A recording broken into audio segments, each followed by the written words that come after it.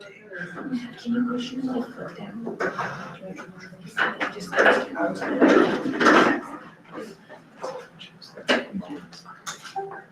Okay, everybody, welcome. I am calling this meeting to order. Do I have a motion to establish the agenda as posted? So moved. All in favor of establishing the agenda as posted, please say aye. Aye. Aye. All opposed? Oh, sorry, students, you said it at the same time. Brody can't vote yet, right? Hasn't been sworn in. Okay, that's 1 out of 1 for students and 5 out of 5 for directors. So that's actually the first order of business. Yes, it is.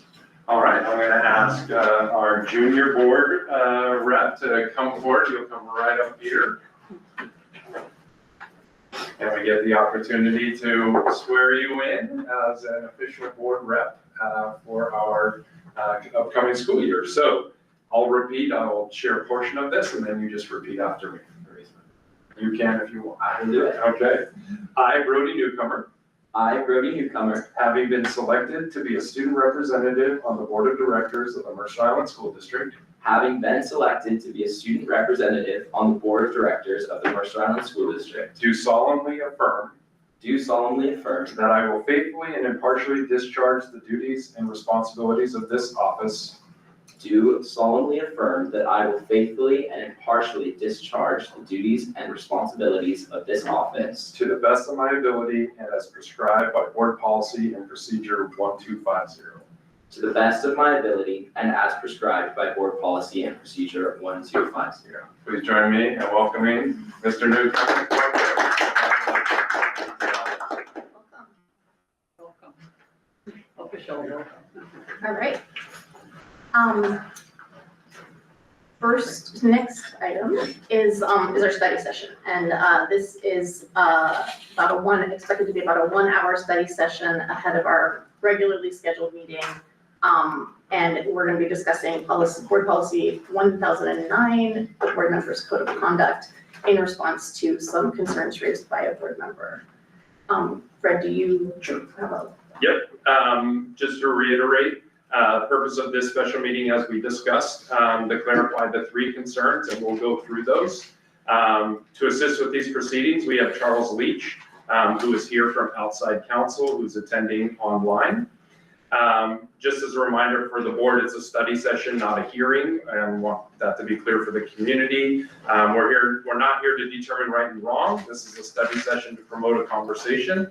And as with any study session, the hope is that our work is going to lead to improvement for our school district. And I forgot to say earlier that Director Lurie is attending by Google Meet. So we're 4 of us are here in person, 1 on Google Meet. It's hard not to just say Zoom. Okay. You want me to launch the first topic? You want to launch the first topic and then I'll kind of take it. Sure. Yeah. The first topic has to do with assertion board directors or representatives of the Mercer Island School District made false or defamatory statements about another director.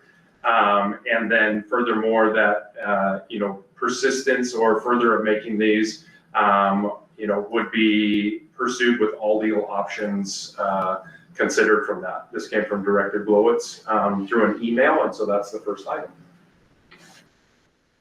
Yeah, perhaps it would be useful to flesh it out a little bit. So as far as I'm aware, the district has not taken a position on the confidentiality with respect to allegations of sexual abuse.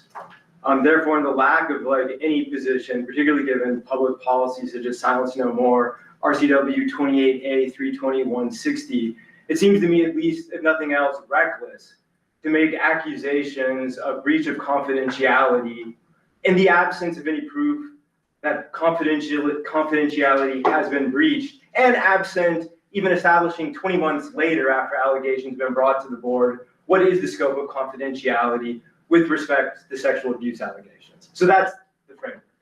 That's very helpful actually, because that gets at a couple of the other things that we'd like some clarification on. So I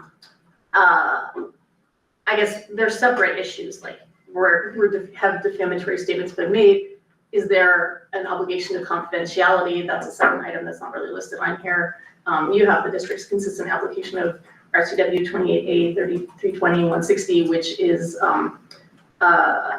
parental notification of alleged physical or sexual abuse, et cetera, by a school employee or contractor, and then the Silence No More Act. Can we actually start with the Silence No More Act? Charles, you wanted to, I'm sure we've all looked it up, but you want to tell us about what that is and whether it would apply in this instance? You mean, sorry, just clarification, you mean with regard to board members? Yeah. Well, Silence No More Act applies to employees. So the issues of the Silence No More Act are specific to retaliations by an employer. So No, let him finish. Yeah. yeah. So are you aware? So in terms of the specific prohibited non-disclosure and non-disparagement provisions came up and say, if you went ahead and entered into a settlement agreement with me as an employee, that you could not go ahead and require me to sign a confidentiality or non-disparagement provision. And the Silent No More Act basically eradicated the ability for an employer, and let's be clear, not just public employer, for any employer. And primarily a lot of the context came up in private employers versus public employers that had things to do related to public records and things of that nature. So that is a very specific sort of parameter. It also does not apply to confidential information that does not necessarily involve illegal acts or proprietary information. But I don't see the RCW 4944-211 applying in a context of a board member, because it by very nature of the statute, it has to do with an employer's authority and abuse of that authority over an employee or a former employee. So real quickly, no, to clarify, because like this is good. So the Wait to be district. recognized. I'm about to recognize you, but I want to ask first if other board members have any questions about what Charles just said, and then after that I recognize Dan. Does anyone else have any other questions? No. This isn't okay. That's really disrespectful. Okay. You wanted these issues discussed. Okay, then. Call this meeting to address them in the public. Okay. Don't call it a farce. Okay, have you had a discussion with Mr. Leach before this meeting?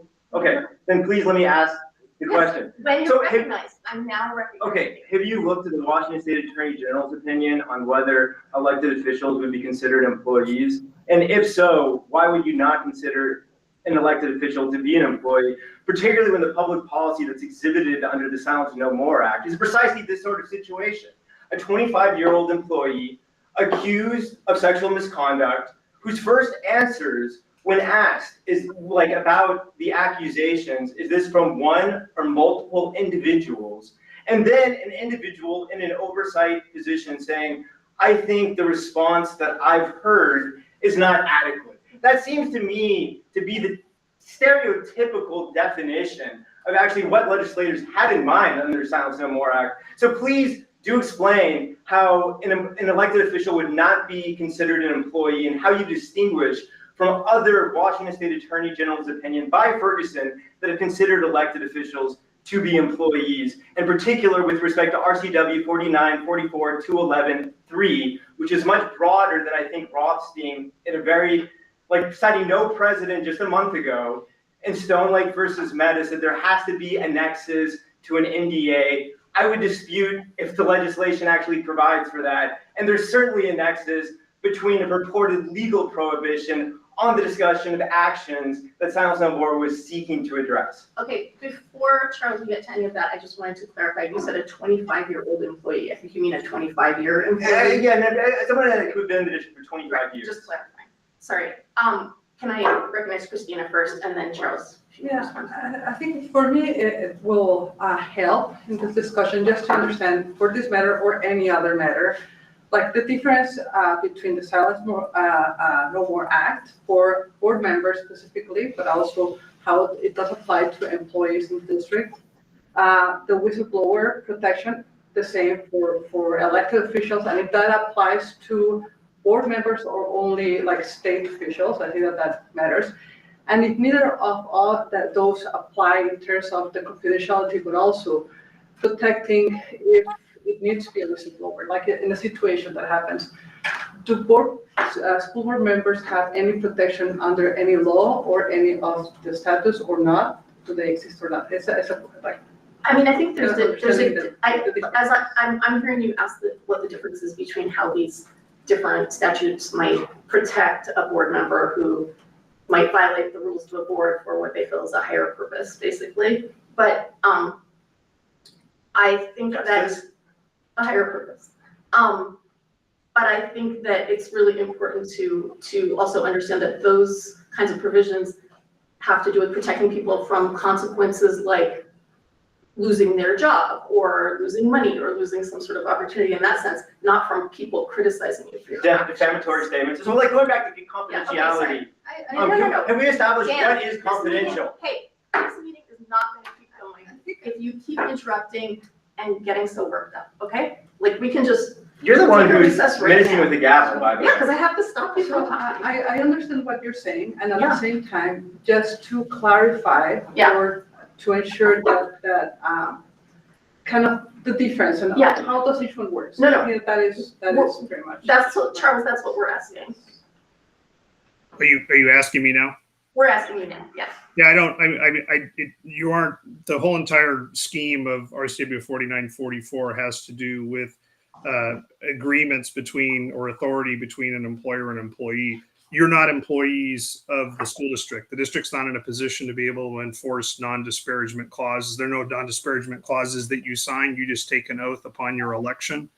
And it does not apply in the context of board decision-making or board action. You're elected officials, and the district is not in a position where it can go ahead and discipline a board member. And that's the whole entire exercise of authority, and is even liberally construing it. So my opinion, just generally in the context of providing this to you in a public forum, in a study session, is it doesn't apply to an individual board member, any of you. And the district would not be in a position to enforce that. It would be ultra vires, and it just simply does not apply, because you are the body politic that hires the superintendent to form the school district under the scheme of how board members operate. So you have censure and recall is essentially what happens in the context of board members, and neither of those are involved the superintendent or the district, because you're not employees.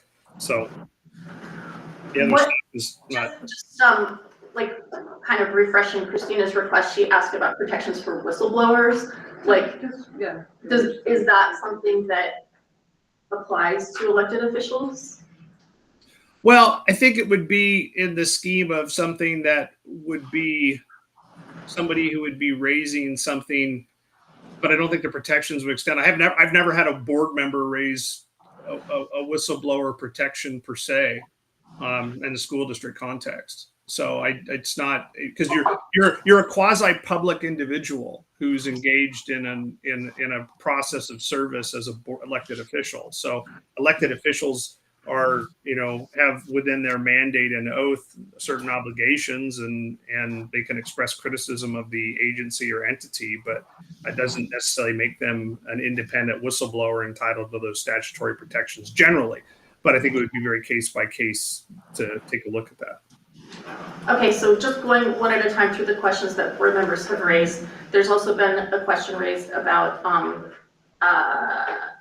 like notifying the parents or legal guardians of a student and whether the district has been compliant. No. Like, So separate from your very technical, which I foresaw, like saying that elected officials are not employees and it sounds no more act. I beg to differ, but I understand your position. But there is the question of, has the district defined confidentiality to begin with? What is the scope of confidentiality with respect to sexual abuse allegations? And furthermore, in the absence of any definition of what is or is not confidential with respect to allegations of sexual abuse, is it not reckless to accuse board members of breaching confidentiality, particularly when one of those board members is an attorney who practiced at top law firms before he decided to no longer be practicing? I mean, to me, like, that's something just per se, like, that's like defamatory statements. Well, Oh, sorry. well, there's the issue. I mean, confidentiality is, usually something to be dictated by the law, and it would be very factual. We can go through the facts. Let's go through it. Well, no, I'm not. But Emily's name confidential. Let him finish But his sentence. there's- Dan, there's we're gonna have to take a recess if you can't control yourself enough to let other people speak. There's two different issues. There's the issue of confidentiality, which is very dependent, and the second piece is there's defamation. There's a distinguishment under the law just generally of public versus private individuals, and in order to be, if you're a quasi-public person, as all the board members are, then that would be something that it would be a defamatory action would be somebody knowingly making a false statement with actual malice. So I think that's something. Opinions and truthful statements are not defamatory, and it's a pretty high bar. I don't view confidentiality and defamation in a similar context in the slightest. Everything that a board does or a school district does operationally is subject to, at varying levels of confidentiality. Defamation is more an exercise of a legal right or a tort to basically say you've been harmed because of something, and that's not necessarily a context that applies in the public kind of action of a board, at least in my experience. So. Okay, Jody, and then, sorry, Fred. Yeah. Oh, sorry, Deborah, sorry, I didn't see your hand was up. Can Jody go first and then you, Deborah? Yeah. I had two things to address. One is the defamation part, because I understand that would mean like you're saying something false. And I happen to know firsthand that it's very hard to bring a successful defamation against an elected official for someone saying things that are not true. But the other thing is the confidentiality aspect of it. If the accusation is breaking confidentiality of an executive session, and according to like RCW 4223-070, says no municipal officer, school board members or municipal officers may disclose confidential information gained by reason of the officer's position in executive session. So if It doesn't say it. This doesn't say executive session. well, I'm It's saying, by this reason is of all officers. it's related to executive session, it says. So what is the confidential information that you're No, alleging? excuse me, I'm speaking. Isn't that what we're trying to get at? Dan, I am speaking, I'm Let's drop the innuendo. You've been saying it for like a month. Dan, So, information learned in executive session as a school board member, and then such as the investigation against a educator. So Twombly, that's confidential in your view. I'm gonna have a, I'm gonna Let's recess have that. for Can 5 we minutes. discuss that? Because No, the Dan, district we're in recess. talked about Twombly's name without any discrimination.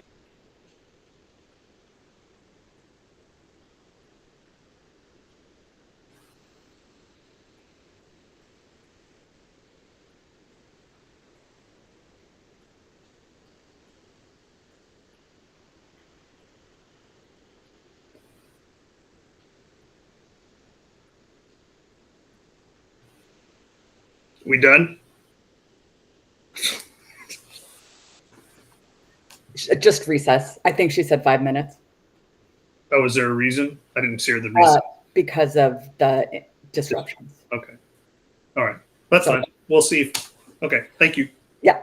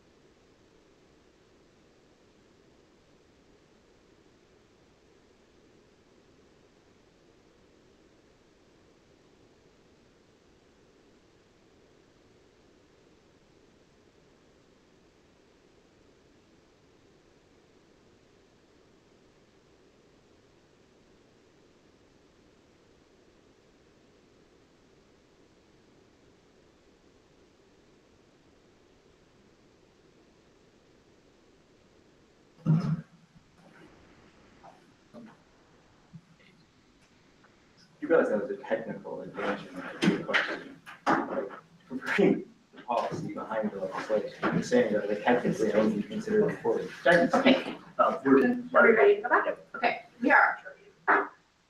In session, so just going back to Director Lee for definitional comments, and then Deborah, you were acknowledged after. Okay, so the point that I was trying to get to was that executive sessions are held to discuss matters such as, in this case, settlement of legal matters.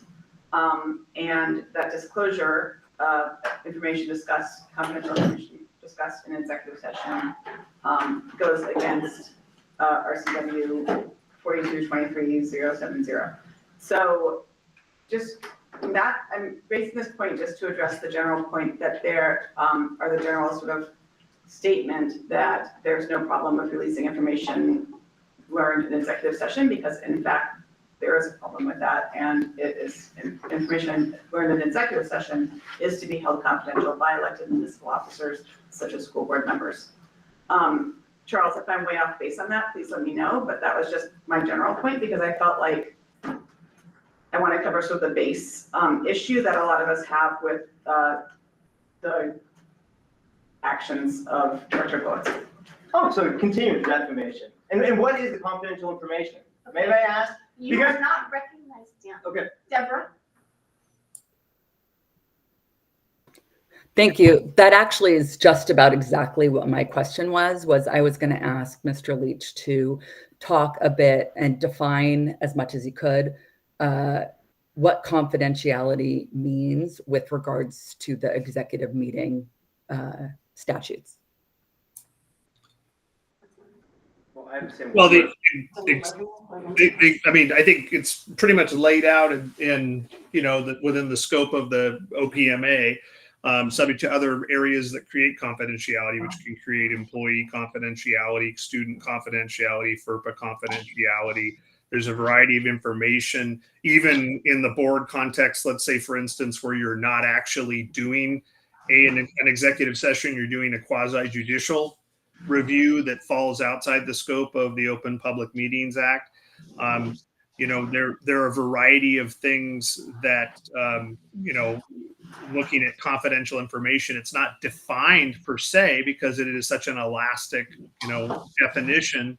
And as a result of the elasticity of it, that's why normally you would call an executive session and have an understanding of certain things and certain discussion items. The kind of core tenet is if it's discussed in executive session that it would fall within very elastic. The confidences, but that doesn't necessarily also limit other means by which information could be gleaned or ascertained. So there's a logical limit to what can occur in an executive session, and there's a logical limit of you're not going to cover everything in one big fail swoop in an executive session, such that all the outside evidence or indicators would be covered by that confidence, but certainly it'd be subject to FERPA, employee confidentiality, and other things that certainly could inform that, privacy rights, things of that nature. Thank you. Did you have anything? Yeah, so drilling down on that, can we agree on at least on a few things? That holding an executive session does not turn otherwise public information private, one. And then two, that if a public request has been made for public information, by definition, it was never private to begin with.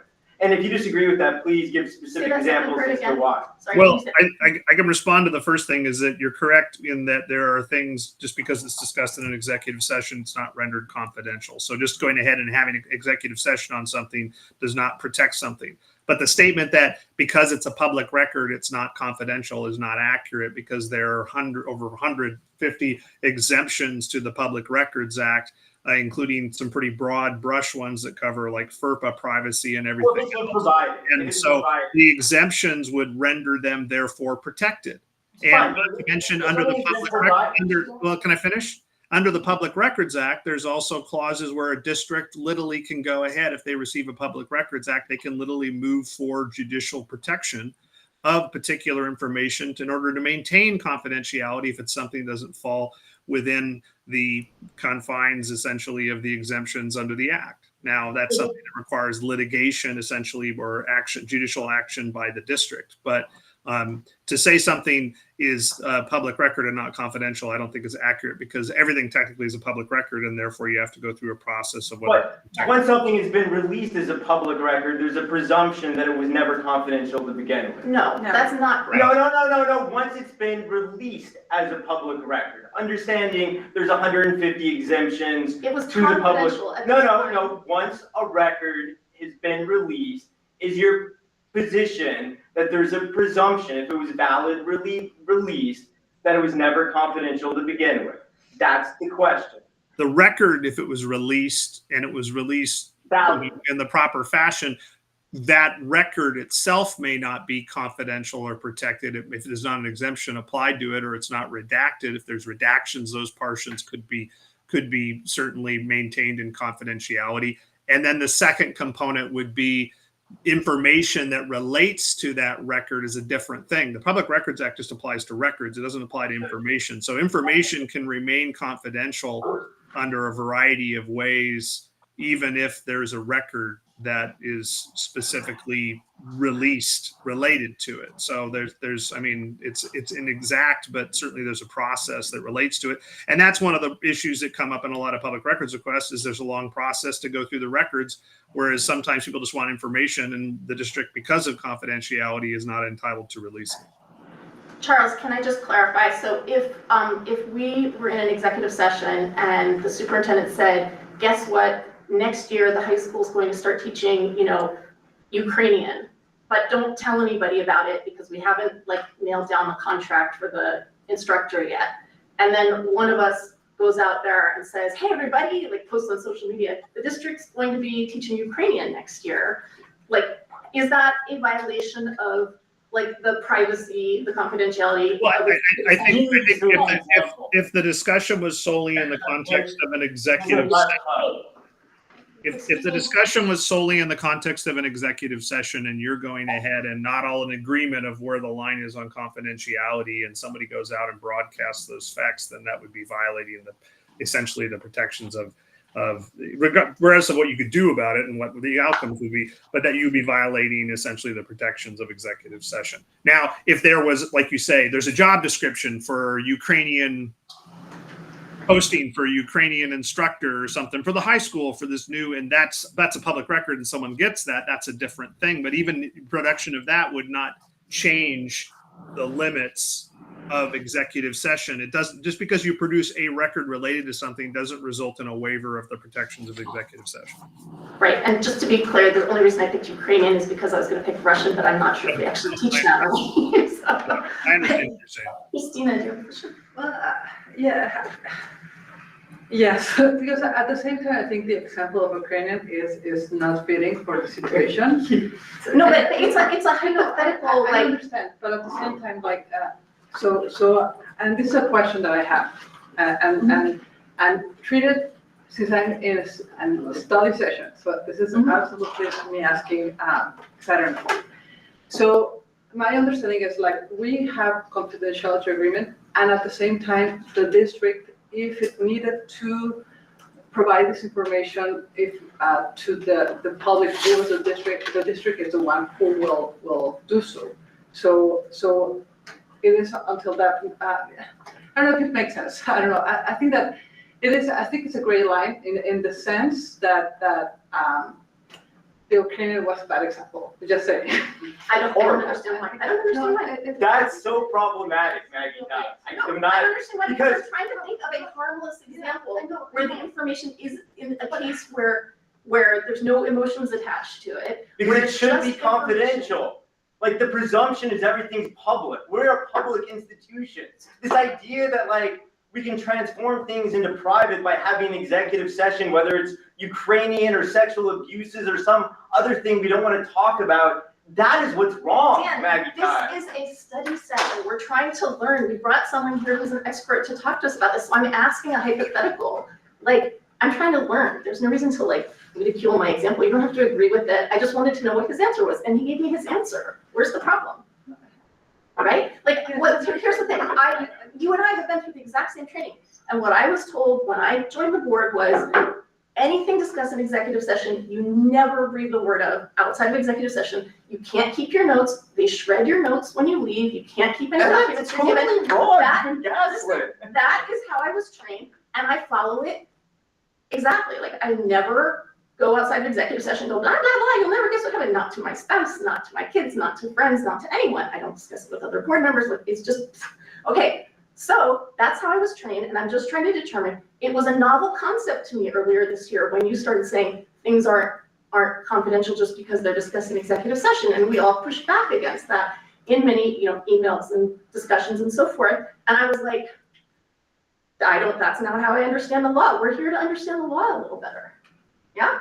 Absolutely, and I think yes. So, but the overarching problem that this leaves us with is a lack of trust. So if you have your opinion that stuff discussed in executive session doesn't have to be kept confidential, you're entitled to that opinion. Although I'm waiting to hear an answer of what we. But I don't feel comfortable holding an executive session with you in the room, knowing that that's your viewpoint and that you don't feel any obligation to keep that information to yourself, which kind of surprises me since you are an attorney. Well, and I'm not done. And if something like this situation happened right now, I would not feel comfortable calling an executive session for the whole board to be equally informed. And that is a situation that it is a problem that 20 months later, this board has not articulated a position of what it does and does not consider to be confidential with respect to sexual allegations of sexual abuse. Now, question, do we consider our third-party report, which I have not seen because I was out in the John Muir Trail in the Sierra Nevadas, is that public or not? Do we consider allegations against Chris Twombly to be public or not? Because it seemed like we were considering that to be private, but then the superintendent released an email to the district saying laws about this stuff. I agree. So I don't think it was private. Apparently, the superintendent did, because there was no vote on it as a board. But one could look at the actions from June and make it and extrapolate that it looked like the board was taking the position that was private, that was confidential. So I'm asking right now in a study session, what do we and do we not consider to be confidential with respect to sexual allegations? So misconduct the board needs against. to follow the law, and that's it. We need to follow. Okay, the and law. I'm asking. But this is not a courtroom. It's not on us to decide what is or is not legal to release. We follow the law when people. Well, people said I'm breaching confidentiality without any allegations or even a definition of what's confidential. In my book, everything, the way I was trained, everything. So I cannot say I have issues with Twombly, even though I had issues with him going back to when he showed a Nazi video. Sure, So from 2022, I've had issues with Twombly. The only only educator, by the way, that I've raised an issue about, independent of the sexual abuse allegations. No, but what's Twombly? There's a record of it. I think you have to go back as a board and determine what do you want to learn and know about this? What do you want to learn to get better as a board, or what do you want the school district to improve upon? And that should be the outcome. What it seems like is there are lots of either assumptions or kind of gotchas kind of being put out there. I'm not sure everyone is clear as to exactly what on those three things that Director Glowitz brought up. What do you, if I just take the RCW 28A 32160, your question in the email, Director Glowitz, was you thought it would be prudent for the district to receive a legal opinion about the applicability of that RCW, which went into effect. Can you just tell me more about the receiving that legal opinion? How is that going to help our district, and how can we work together to make that happen? So I think two things that I've learned. One is that the response, I think, was technical and non-substantive. It was saying that, at least in this attorney's opinion, an elected official would not be considered an employee. So putting aside the clear public policy motivations behind the Silence No More Act, which is not to brush allegations of sexual abuse under the rug, which would be supported by something like the editorial in the Mercer Island Reporter, which like basically is see no evil, hear no evil, speak no evil with the sexual allegations. His argument would be that you would be protected, Aaron Battersby would be protected, but those in an oversight position, such as myself and fellow board directors, would not. And one, I think that's mistaken, but that's an opinion. I think two, there's a question of like, well, what's the terrain of what is and is not confidential? I mean, do we consider our independent report, which we have not yet publicly released like other districts, the Vancouver School District, is that confidential? When it comes to like just Director Lurie 2 weeks ago said my description of interactions by Twombly as sexual intercourse was inaccurate. I have seen public records that have been released that is entirely accurate. And this is where it goes to defamation, is when you have an individual, such another elected official, saying that an individual is breaking their legal obligations, is lying to the public, then I think there is legal liability for the district. Okay. Fred is the reference. The point of clarification, and I get that, and you might, as a board, agree to disagree wherever that is. If I backtrack to the RCW 28A through 2160, that seems separate from the Silence No More Act. And so I'm just trying to keep those, I'm trying to drill down just on the Silence No More. Because if there's something that we can learn as a district, because one of you have discovered it, or we have, or whatnot, we just want to get better. Well, I mean, there's anti-retaliation against employees, and I realize that some people have narrowly tried to construe it, such as Mr. Leach, to just be about NDAs. It's actually a whole bunch bigger, and that's what like Rothstein. But this RCW is about notifying yes, parents. So yeah, so then going to the one that was passed recently in May in 2025. Yeah. This got a lot of publicity for the first provision, which was about immediate notification of parents. Yeah. If your child has been, a victim of sexual abuse. Yeah. But there's also the second paragraph of it, which has gotten less attention, which is notification rights to the district when there has been an allegation of sexual misconduct, which goes directly to allegations of Twombly, also what is and is not confidential. And when you have directors such as Director Lee and Director Lurie and others saying Twombly's name cannot be uttered, it seemed to conflict with the legal provision. The way that I was reading that, Yeah. if I can just finish one more thing, the way that I was reading it, but I want our district to do the right thing, and a little bit later on, I'll be talking about the committee that we're working on, and this could be a great input for that. Is that subsection 2, the way that I was interpreting it is, annually, we make available or we publish to our community essentially their rights under the Public Records Act to request documents, public records regarding school employee discipline. And that this information is provided to all parents and leader guardians on an annual basis. I don't interpret that as any sort of act of sexual misconduct is broadcast to everyone. We need to make it, or we need to inform our community that they can make those requests for those, which seems different than just sending it out. To me, like, the purpose of that, twofold. Yes, it does not require the district to publish it, but you could have an individual who says, look, I think this is important, that if anyone is put on administrative leave, then because of allegations of sexual misconduct, the community should be notified. And I think the district should be proactive in that. To me, that's the takeaway from Silence No More, is that like, you're not trying to hide things. You're actually saying, hey, we have a problem. We're addressing it. We're trying to allow the opportunity for other potential victims to come forward and to send a clear message. There's no tolerance for this conduct. And what I will take for that, and then I'm done.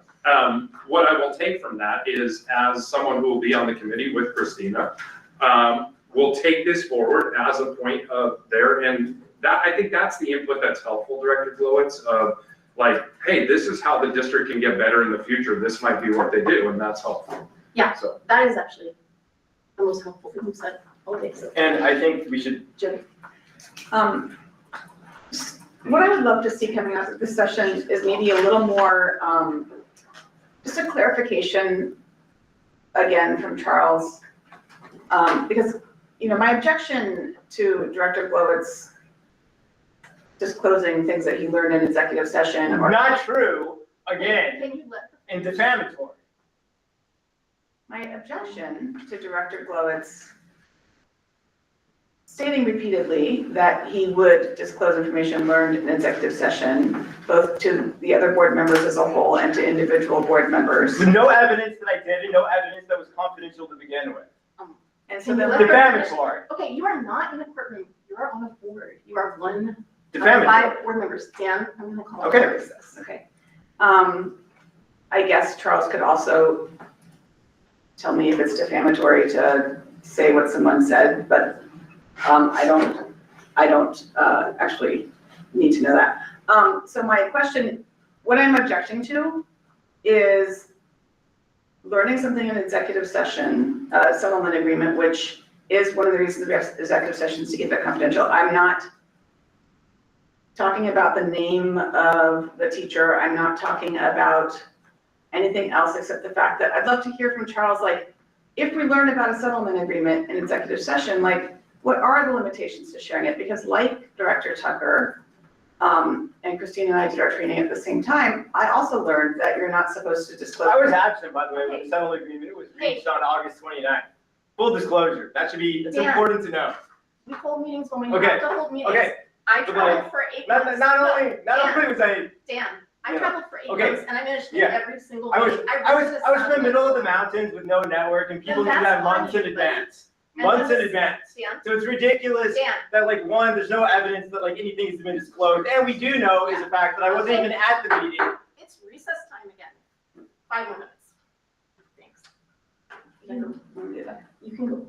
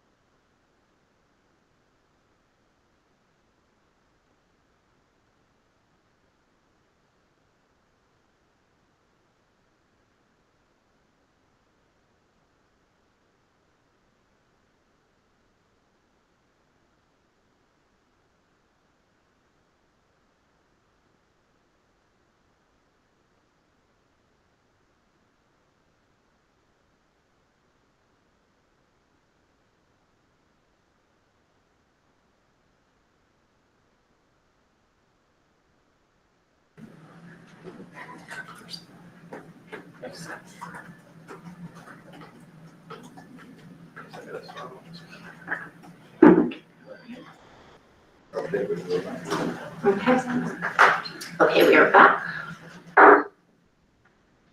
So Charles, are you there?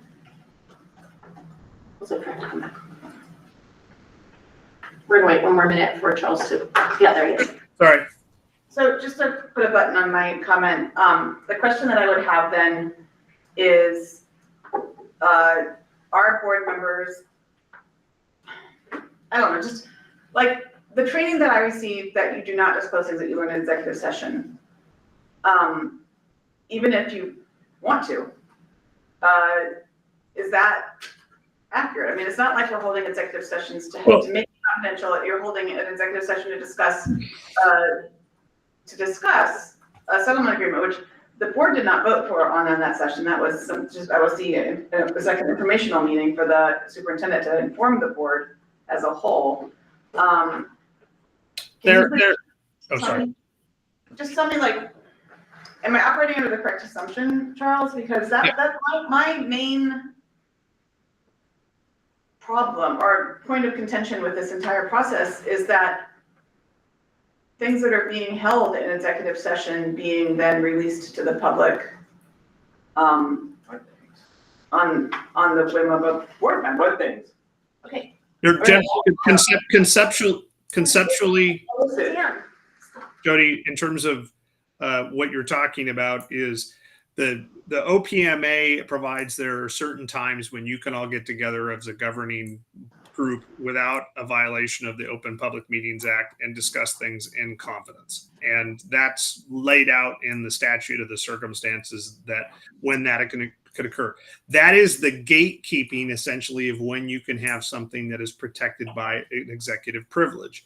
What is discussed during the meeting, once you've established that you're going to have an executive session, is by its very nature something that is protected in a protected communication. So it would be an end run around it if you just went ahead and had an executive session and someone just walked out and started talking about what you were talking about, just like it was say an open board meeting where someone wasn't there and they came up and said, what happened last night? That does not change also, and this is kind of a greater thing in my mind, that you have information that you can't share in a regular board meeting because it's subject to confidentiality, and that has to do with employee confidentiality, privacy concepts for employees, information that you as board members may have access to, where a record may be a public record, but it also may be something that would be exempt. In particular, anything to do with the student, certain aspects of employee files, employee information, then things that honestly might not be necessarily fully explored. And so that's where it really kind of goes to what your model of governance. You are a policy governance model, which gives more information and discretion to the superintendent by your governance than other districts where the board might have access to more information. And nothing would change that, those concerns, regardless of where you talk about something. So really what it's about is, what do you talk about in a public meeting? And when can you all get together and talk about stuff where you have to call a public meeting? And the other things individually as a board member, but also in executive session, those are all subject to confidentiality. I think the fact that you have an executive session imbues upon it a greater level of protection with all of you being there, or a quorum being there, because you're the governing body. And so I hope that answers the question.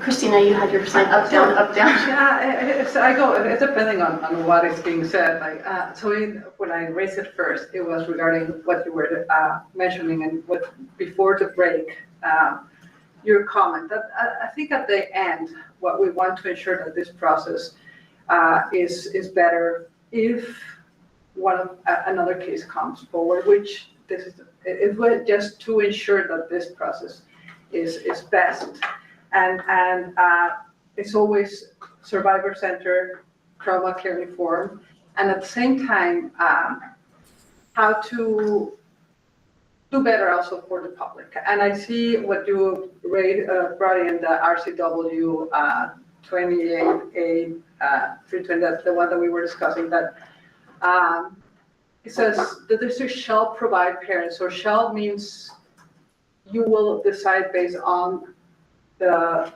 victim and it will be victim centered, right? The shall is not a must, correct? No, shall is a must. Shall is a must. It's a must? Yeah. Okay, so May is that's not a pretty must. much, okay, what and it's okay, I think that this is something that was, I am just in the PDF here, that was signed, it was August 15 of this year. So things will change, and I think this is perfect for improving the system to ensure that we can detect maybe other victims if they exist, or yeah. So that was why I was going back and Yeah. forth, because it was previous of the recent. I'm gonna reply to that and then you can, So, yeah. bring it to a close. I think the big picture is that, yes, we need to see what is our process, can we improve the process, can we improve, like, do we need a policy on when to notify parents in general, all this kind of thing, right? But part of that process is making sure that on our side of things, on the board side of things, it's like airtight. So if people are allowed to just go out of executive meeting and be like, I don't really think that should be confidential, so I'm just gonna share it with my 5 best friends, that's not a situation that's secure for a student who reports, inappropriate behavior or comments from a teacher, right? Like, yes, nobody on the board gave out the victim's name. We didn't know the victim's name. But, if one of us is gonna lay a breadcrumb trail to documents that have a lot of detail that other people could use to identify the victim, speaking on the side of the victim, that's not okay, right? That's not trauma-centered, that's trauma-focused, whatever, that's not victim-centered. So we really need to straighten this out kind of for future boards. And maybe the answer is we just wait till we have a future board and then we straighten it out with that board to really all be on the same page. Because if we can't all be on the same page regarding what stays and, what happens in executive session stays in executive session, then we can't use executive sessions the way we have been using them for the same level of frankness of discussion, honestly. So we will have to leave more on the operational side, which is maybe not ideal. So that's just something that I think is going to be an ongoing discussion over the next few months as we make our change of board, to just make sure that we are really, truly all on the same page. So, yeah. Yeah, I just continue, with the assumption that a few things. One, public information is not transformed into private information. When you hold an executive session, it seems like we have consensus about that. It seems like we have consensus that if information is validly released pursuant to a public information request, then the presumption is that it was never confidential to begin with. No. And then two, and then three, which is still astounding to me, that 20 months into this, the district does not have a position, as far as I can tell, as to what is and is not confidential with respect to allegations of sexual abuse, which I think is gross incompetence at best. Is it employees? Can we say Twombly's name? We still haven't, are we gonna release our independent investigation? The fact that we don't have even the base level questions answered is frightening. Okay, I'm just going to conclude this, and I'm using this purely in the layperson sense, not in a clinical sense. Narcissistic deflection is a defense mechanism in which an individual with narcissistic traits shifts blame, denies wrongdoing, or manipulates a situation to avoid accountability and protect their ego. I believe that is what we are doing. If anyone else doesn't have comment, close. Talk about disparagement. Thank you. We'll Thank you. return at 5 We'll be back at 5 o'clock for our regular Defamation, scheduled. come on. Thank you. Bring it on, No, Max. sorry, Deborah? I already have an attorney. Deborah, yeah? I'm hoping to get more information from the superintendent with regards to I think there's been a lot of allegations thrown, and I would like to know from Fred whether or not he believes he disclosed information that was confidential in the email that he sent in August. So I have that concern, and I'd like more information about that. I also in that answer, if you could address You know, I guess I'll just say, when I say something. Director Lurie? Yeah. Director Lurie, just because we're in recess so the public can't see this necessarily, it would be better, didn't we go to recess? No, we're still. I thought we, Oh, oh, we're still on. Sorry, we were supposed to be in recess. So do you want Right. to come back out, or so you can say this Oh, I'm officially? sorry. I thought you were saying that we were done, and I just feel like there's so many concerns left unaddressed because it's been. I think it's just done with the study We're done session, with but the if you study have session, questions on that, just for a matter of kind of practice, just so that probably during announcements and board reports, just raise all those questions, so then we can write them down, so it's just in the public meeting instead of in recess. Okay. I just don't want to get I'm signing off. So thanks, everybody. Okay, Thank you. thanks, Charles. Right, you bet. So 5 o'clock. Yes.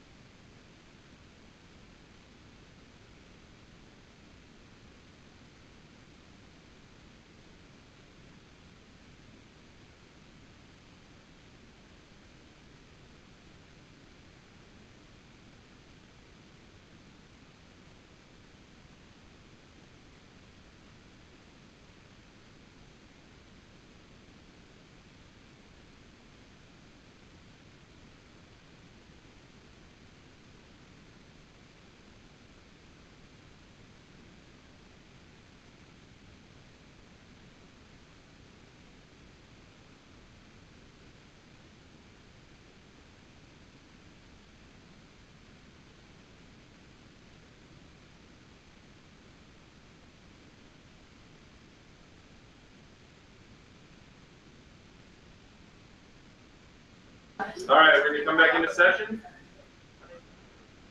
Hey, all. We are back.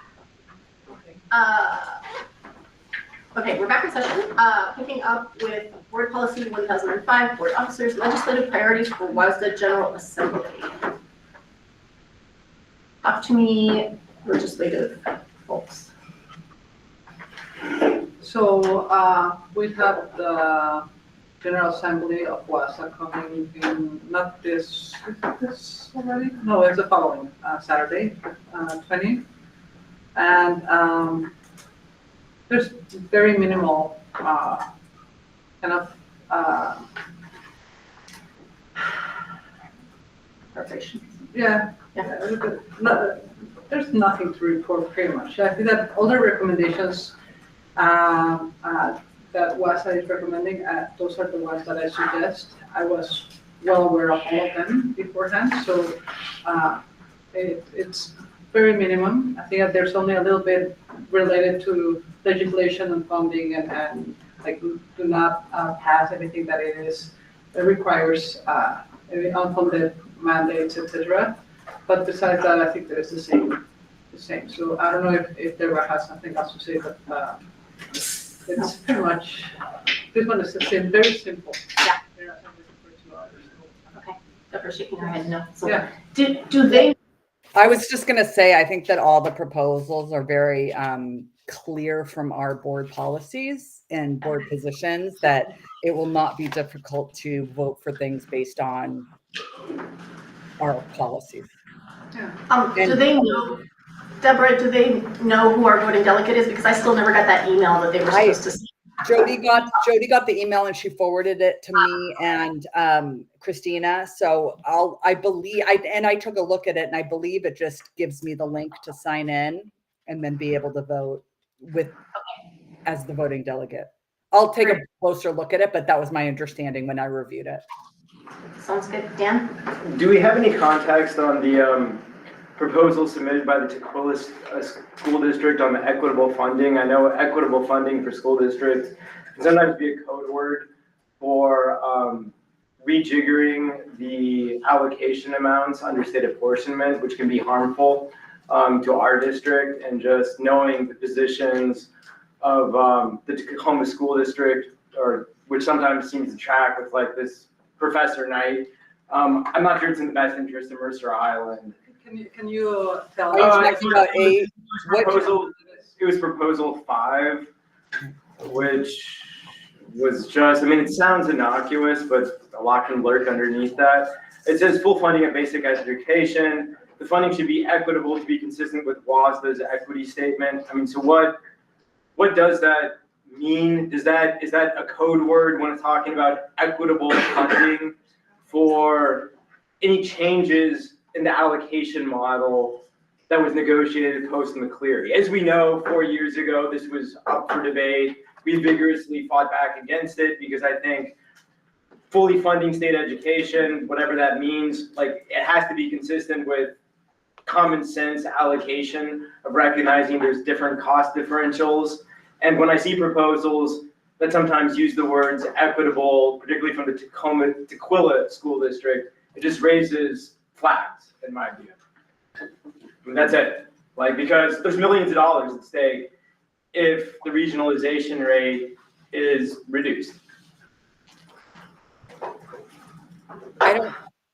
We can talk about how we want to vote on that. I don't think it needs to be there. I mean, I have the same concerns, but I think arguments can be made both ways because it's frankly, it's meaningless to me. It doesn't mean anything in this context. So I'd like to hear an example from them of how adding equitably would allow WASDA to take a position on legislation that they already wouldn't take a position on. It just doesn't make sense to me. I agree. I agree with you. I think that's a good comment. Anything else? Okay.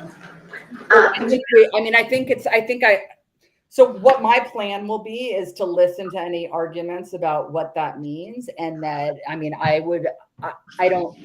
listen to any arguments. If there's something that's in line with our policy and fundamentals, then vote yes. And if not, vote no, because I just think it's an unnecessary modification of a proposal, of a statement. Thank you for the update.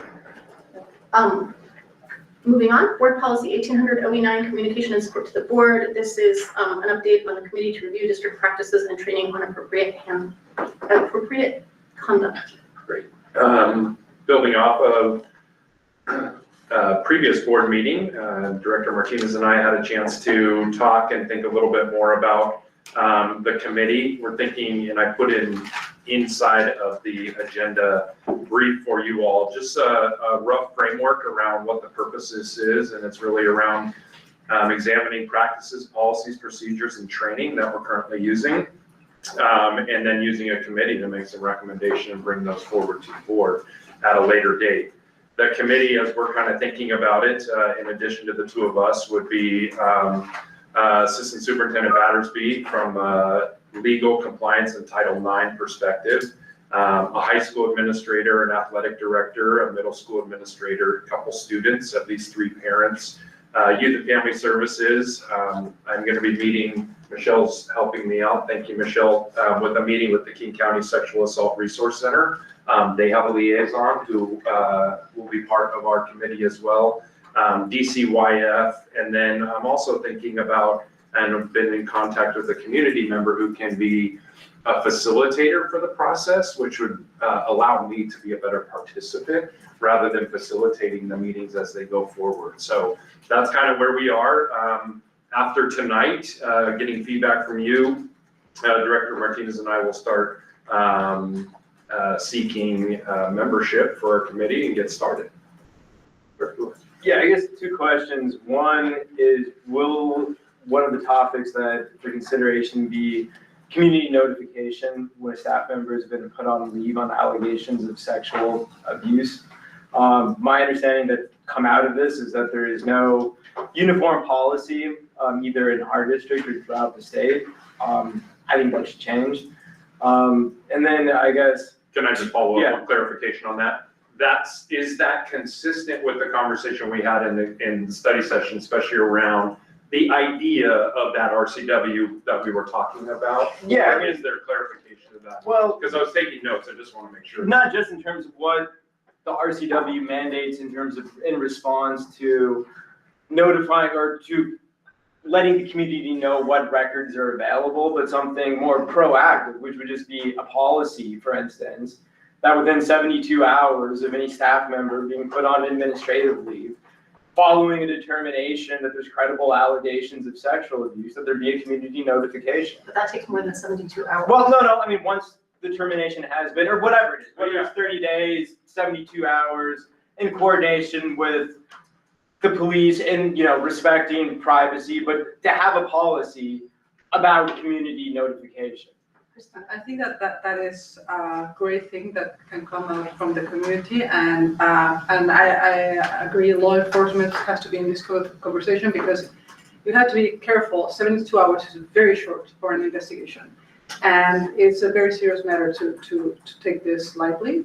So the whole purpose of this committee is that we know there was a crack in the system. I'm saying system as a whole, we are all part of that system. We need to ensure that we can close as much as possible that crack, so the kids are protected, and any person, if staff too, is protected against any sexual misconduct or etc. So yes, I agree, it has to be part of the conversation, and that is something that I think that definitely law enforcement will be a great addition, just saying like what is within their, I don't know, what they need to do. And to try to clarify that the district's perhaps stance is not coterminous with law enforcement. I mean, there, for a variety of reasons, can be like when law enforcement decides not to pursue criminal, that in the civil sense, you still have an employer that makes a notification. I mean, I just But want if you do not, the notification, you interfere within the. I understand. That's a different thing, so that's why I think. It has to be in- matters. has to be in court. I took down the note of Yeah. your interest Yeah. and definitely bring forward that And, interest in regard. and then just one other question, which is, will there be any discussion of avenues, like both in practice as well as policy of communications with students? I mean, one of the things that has come out that I've seen is that at least Twombly had a Snapchat account as of a couple years ago, which I think is problematic. I've heard through others in the community that certain staff members have sent text messages to students. I think that's problematic. So I think an audit of what in practice is used as avenues of communication and reinforcing prohibitions against, Sure. communication channels that You is just not have to be legitimate. very clear because we have actually had like a safety issue happen last year where, like a teacher needed to text kids to let them know there was the building that was in lockdown during a competition over in Eastern Washington. And like, not all of the kids some of the kids were middle schoolers and they weren't allowed to be on a group chat. And so they didn't get the notification. So you have to make sure that when you create a policy that maybe the policy is like, group chats are fine, whatever. Like, you just have to be thoughtful of all the different eventualities. It will fall underneath our boundary, our professional boundary policy, and that will be one that we will be. Oh, sorry. Deborah, sorry, I did see you. and I forgot. Also, we're about to. I just, Sorry, one sec. Okay, go. 1 second. Yeah. Oh, I just wanted to be, it concerns me to hear a narrative that to hear a narrative that there were cracks in the system before the process and protocol has been examined. And I'm looking forward to this committee doing that first before drawing a conclusion that anyone did anything wrong or not best practice or anything. And maybe they'll find that there was a lack of best practice. I don't know. Based on my information, I don't agree at this point. But I think going into a committee that's going to examine, basically that's going to be an investigative body into what happened, and then where do we want to go from here? I think it's really important to continue with open minds and examine what actually happened, the facts. And I think that Dan brought up actually one thing that's so concerned. We've got employment law, like disclosing unproven information destroys careers. You have to balance that with safety. And I look forward to seeing what the committee does with all of this. And I think that it's great to have these conversations, but I'm really hoping that we can avoid conclusory statements about where we should be going until we actually, and based on the fact, to me, it's alleging or it's assuming that those things didn't happen or weren't discussed. And I just want to be really careful of that, because there was, to say that, I heard there was Snapchat, unless you have proof that there was Snap, it's very irresponsible. Police report. I am speaking. Unless there is proof that there was a Snapchat account, and very well might be. I have no knowledge of if there is or not. But bringing that up just throws fuel on a fire that doesn't need to be. We base investigations on facts, not on what we hear and word of mouth and gossip. And so I just hope that this committee can stay at that level of examining facts and processes and focusing so that we can get to a better place. And that includes the community's trust in that a process was or wasn't followed. So anyways, that's where I'm going. We haven't had this, the committee hasn't met yet. So to assume that there are cracks in a system is problematic to me. So I have Lucy and then Christina and then me. Yeah, the one thing I hope could come out of this, and I hope a lot of students think, I know I would like, would be just some guidelines of like what happens when you report harassment and like what your rights are with that. Like, can I report a harassment and not want the community to be involved in that? Is that a request that I can make? and that will be followed through, or is that not something that can happen? And so just letting students know when they make that report, what's gonna happen with it, because that's a really vulnerable thing to report, and so making sure that our students know kind of what's gonna happen, what that process looks like, and what their rights are. Christine, I'm gonna jump the line because I just want to reply to that that's very similar to what I was gonna say, which is, I think it would be great once we have a very clear policy and kind of procedure around this, that, you know, like if you go to a therapist, they tell you everything you tell me is confidential unless you're gonna hurt yourself or someone else, you know, or commit a crime, like in which case I'll have to notify someone else. Same thing, that there should be kind of like information that's given to someone who's reporting a situation like this, to basically be like, so just so you know, like, we can keep your name confidential, but, you know, there will be public records generated by this. It is possible that people will have access to those public records, just because then people can make an informed decision.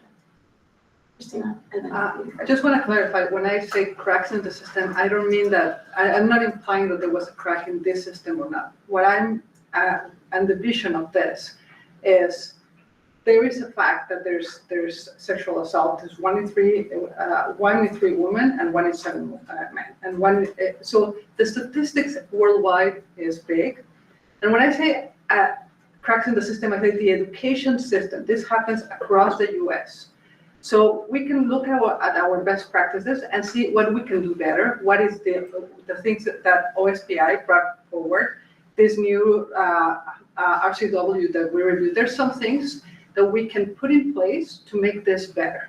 So when I'm saying the crack is the education, well, I mean it as a whole, and not necessarily that we did something or not regarding our policies and procedures at this moment in time. I'm just looking forward on making sure that this is a better system in the future for every single student. That is kind of when I, yeah. Thank you. That was. Fred, did you have your? It was Okay. I think we're good. Anybody else? No, I think this is such a great idea and such a great step forward for a lot of reasons, so. It goes really well. I enjoyed being on the committee last year about the facilities naming process. It was very productive. Okay, that was that one. And, thank you for the update. Next is the communications for the board superintendent's recommended policy revisions to board policy 3241, which is student discipline, and this is a first reading, but it's like we have it as an action item. What about the? Oh, sorry, did I mix something? Oh, sorry, facility naming. Yep. Just like, No right problem. Okay, yeah, sorry. Update. Just an update there. We sent out our invites to committee members, and so from there, Assistant Superintendent Sullivan and I, we will select some dates in October.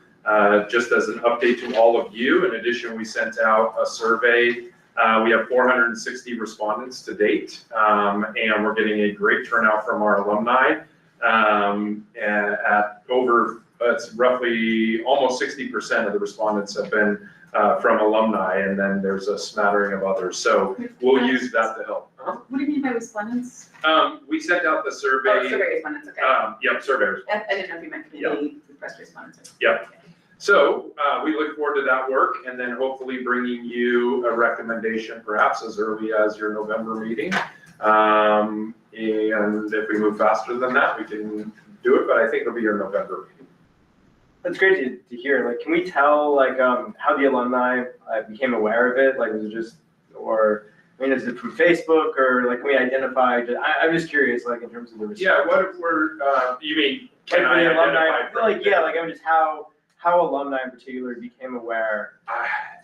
We didn't ask that question about how you became aware of this, so I don't know. I suspect that it was social media through that. We emailed it to all students, current students, our alumni list that have signed up, all social media platforms, all our websites. Yeah. Great. And I was gonna send another message to the community before October 18th, I think is when it closed, October 3rd. Yeah, a couple weeks, do the same thing. So when will it close? October 3rd. October 3rd. Sorry. So that's where we are in the process. Okay, great, thanks. Okay, now, obviously the one I was so eager to get to. Recommended policy revisions to board policy 3241, student discipline. So this is a first reading. It can be a final reading if the board is comfortable. In the last legislative session, they made a lot of changes to the discipline policy, which were actually revisions to the changes that were made several years ago. And so I'm going to turn it over to Assistant Superintendent Battersby just to talk about the policy changes. You're not seeing the procedural changes. Those will follow if you adopt this, but these are all to get us caught back up with what was passed in the legislative session so that we can then begin doing the adjustments. We would have loved to have had this to you sooner, but we didn't get anything from WASDA until late August. So we're kind of trying to make sure we get this up and running in short order. So turn it over. Yeah, so essentially, as Superintendent Rundle explained, this is in response to several legislative changes that took effect in July of 2025, and we didn't receive WASDA's updates until August. Most of the changes you'll see will be changes to do a couple of things. One is ensure alignment with the changes in law, and it removes redundant language or language that's not directly required or tied to law, even if it didn't conflict with them, and that's actually a change that the state is moving because it becomes very difficult. The other thing you see in our changes to model policy, which you may not see in other districts, is we are adjusting sort of the format and the order in which things are appearing so that it more closely aligns with what WASDA has, so that it's easier for people to navigate because they can see it in other school districts if they come here.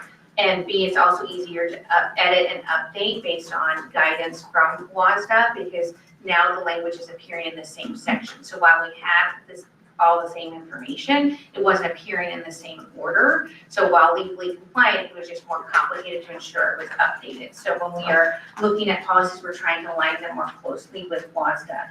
If you look at the first section, the purposes of this policy and company procedures, the bullet points there, the numbers there, it's not on the screen, but it's essentially, the changes are based on WAC 392-400-010, and now it just mirrors that. So again, it's just making sure that our policy aligns with the law. And then it's also, if you look under student fundamental rights, that comes from WAC 392-400-805. So it's just, again, delineating what is law, but making sure it's readily accessible for students and families. Any questions?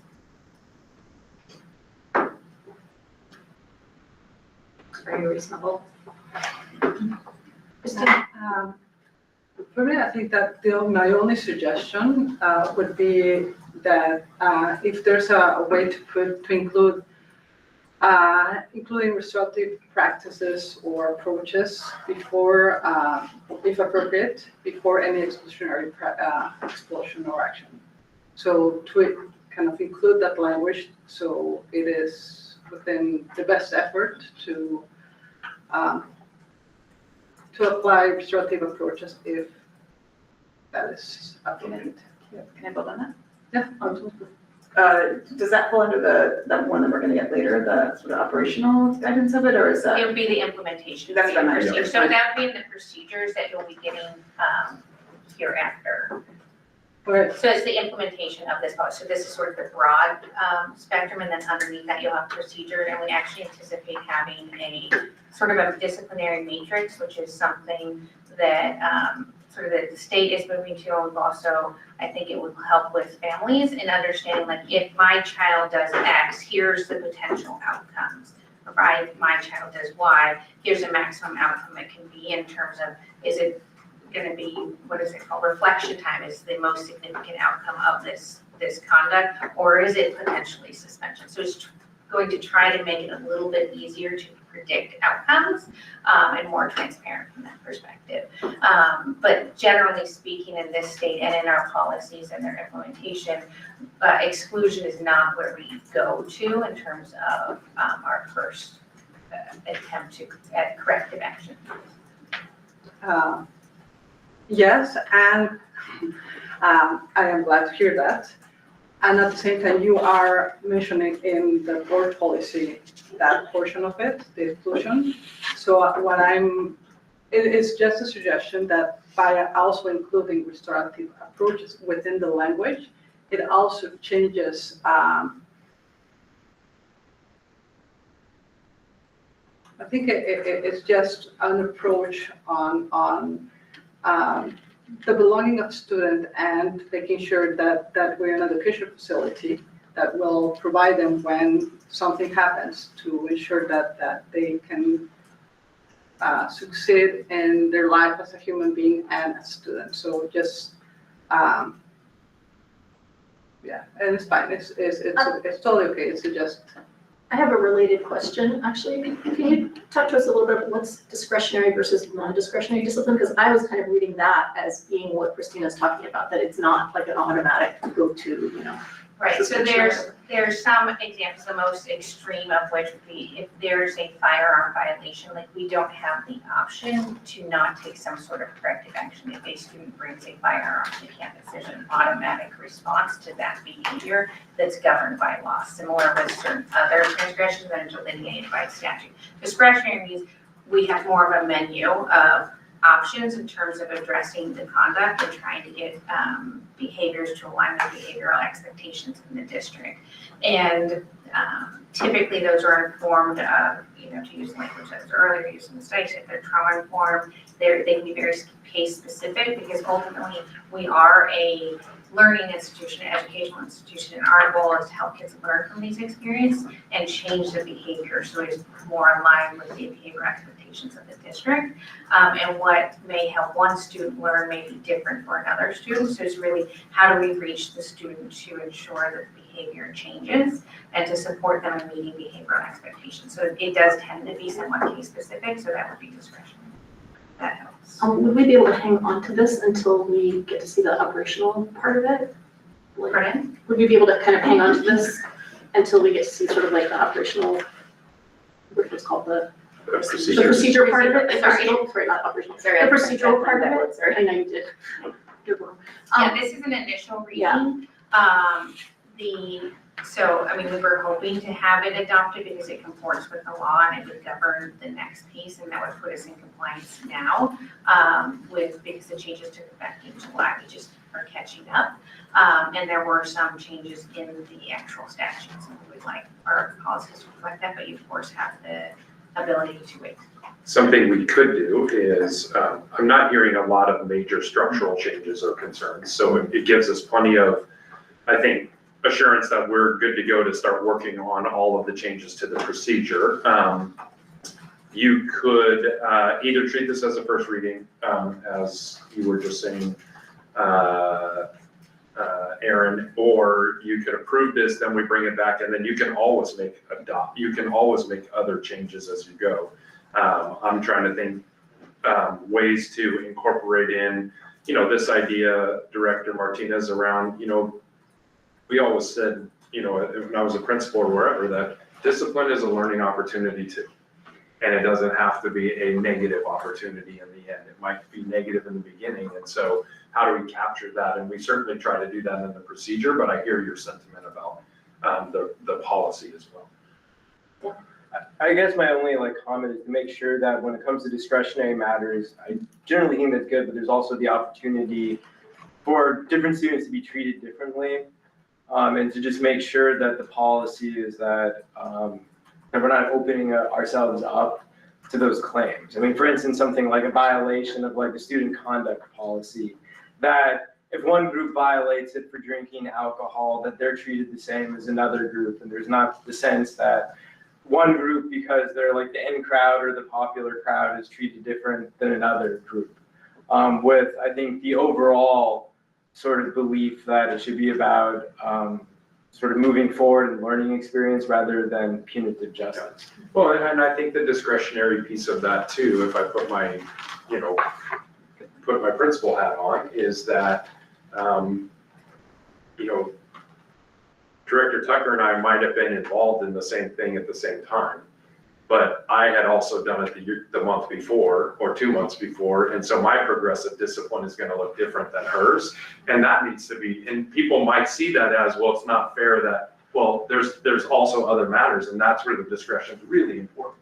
But also, the school can't be telling other people your disciplinary Right, history because right. that's your right to student privacy. So yeah, I think the idea of the grid though is great. I love that. I know Bellevue's had that for a while now, and I think it's really helpful to parents there, so.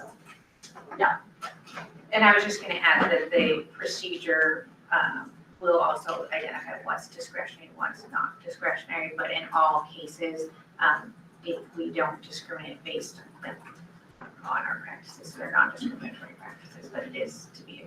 So my suggestion is that we vote on this as it is proposed here, but with all of us having a very open mind to like tweaking it once we've had a chance to review the procedural part of it, which would give you time, Christina, if you want to propose like a sentence or a line or whatever that you want to add in at that time. Does that make sense? Yeah, just so we're in compliance sooner. Okay. Do I have a motion? Motion to adapt policies. 3241. Motion to adapt 3241, Discipline. Is there a second? I think you mean adopt, not adapt. I do mean adopt. Is there a second? No? Second? Okay. I didn't realize it was such a, answer. Okay, all in favor of adopting the revised policy, please say aye. Students? Aye. Board members? Aye. Okay, that's 2050. Thank you, but we'll keep an open mind about We'll bring it all back to you. adapting it. In your October, Or or adopting in it, your, whatever. Yeah. October meeting. Thank you so much. Okay, it's recognition time. Should we do something else? 'Cause it's 5:30. Half hour. Oh, half hour. Okay, Yep. fine. It's time for the student rep report. You guys, Should we do, is there? prior to that? I mean, not really, it's like consent agenda and There we go. stuff, so. Well, we have not yet had the chance to meet with SSA. Our first meeting is October 1st, so might be a little less comprehensive than normal because normally they give us information for our reports, but they're best, so hopefully it's still good. And then starting off with the elementary. So as you all know, Lake Ridge, West Mercer, and Island Park were all repainted over this summer, and they're looking great. All three elementaries also got a new mural for their schools, so we have a picture up there. In a sec, Lake Ridge got a nice new lion mural for their school. But all the other three elementaries will be getting one as well. Cheer is also hosting a little cheer clinic from September 16th through 18th with a performance at the varsity football game on Friday the 19th. So this is a great opportunity for preschool and elementary students to learn some dances, meet high schoolers, and get a free t-shirt. And the performance is adorable. I've seen it before.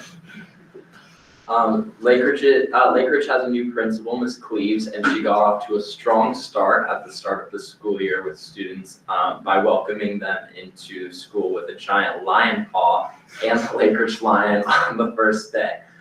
Northwood also hosted a first day of school coffee and donuts for parents after kids started their first day of school.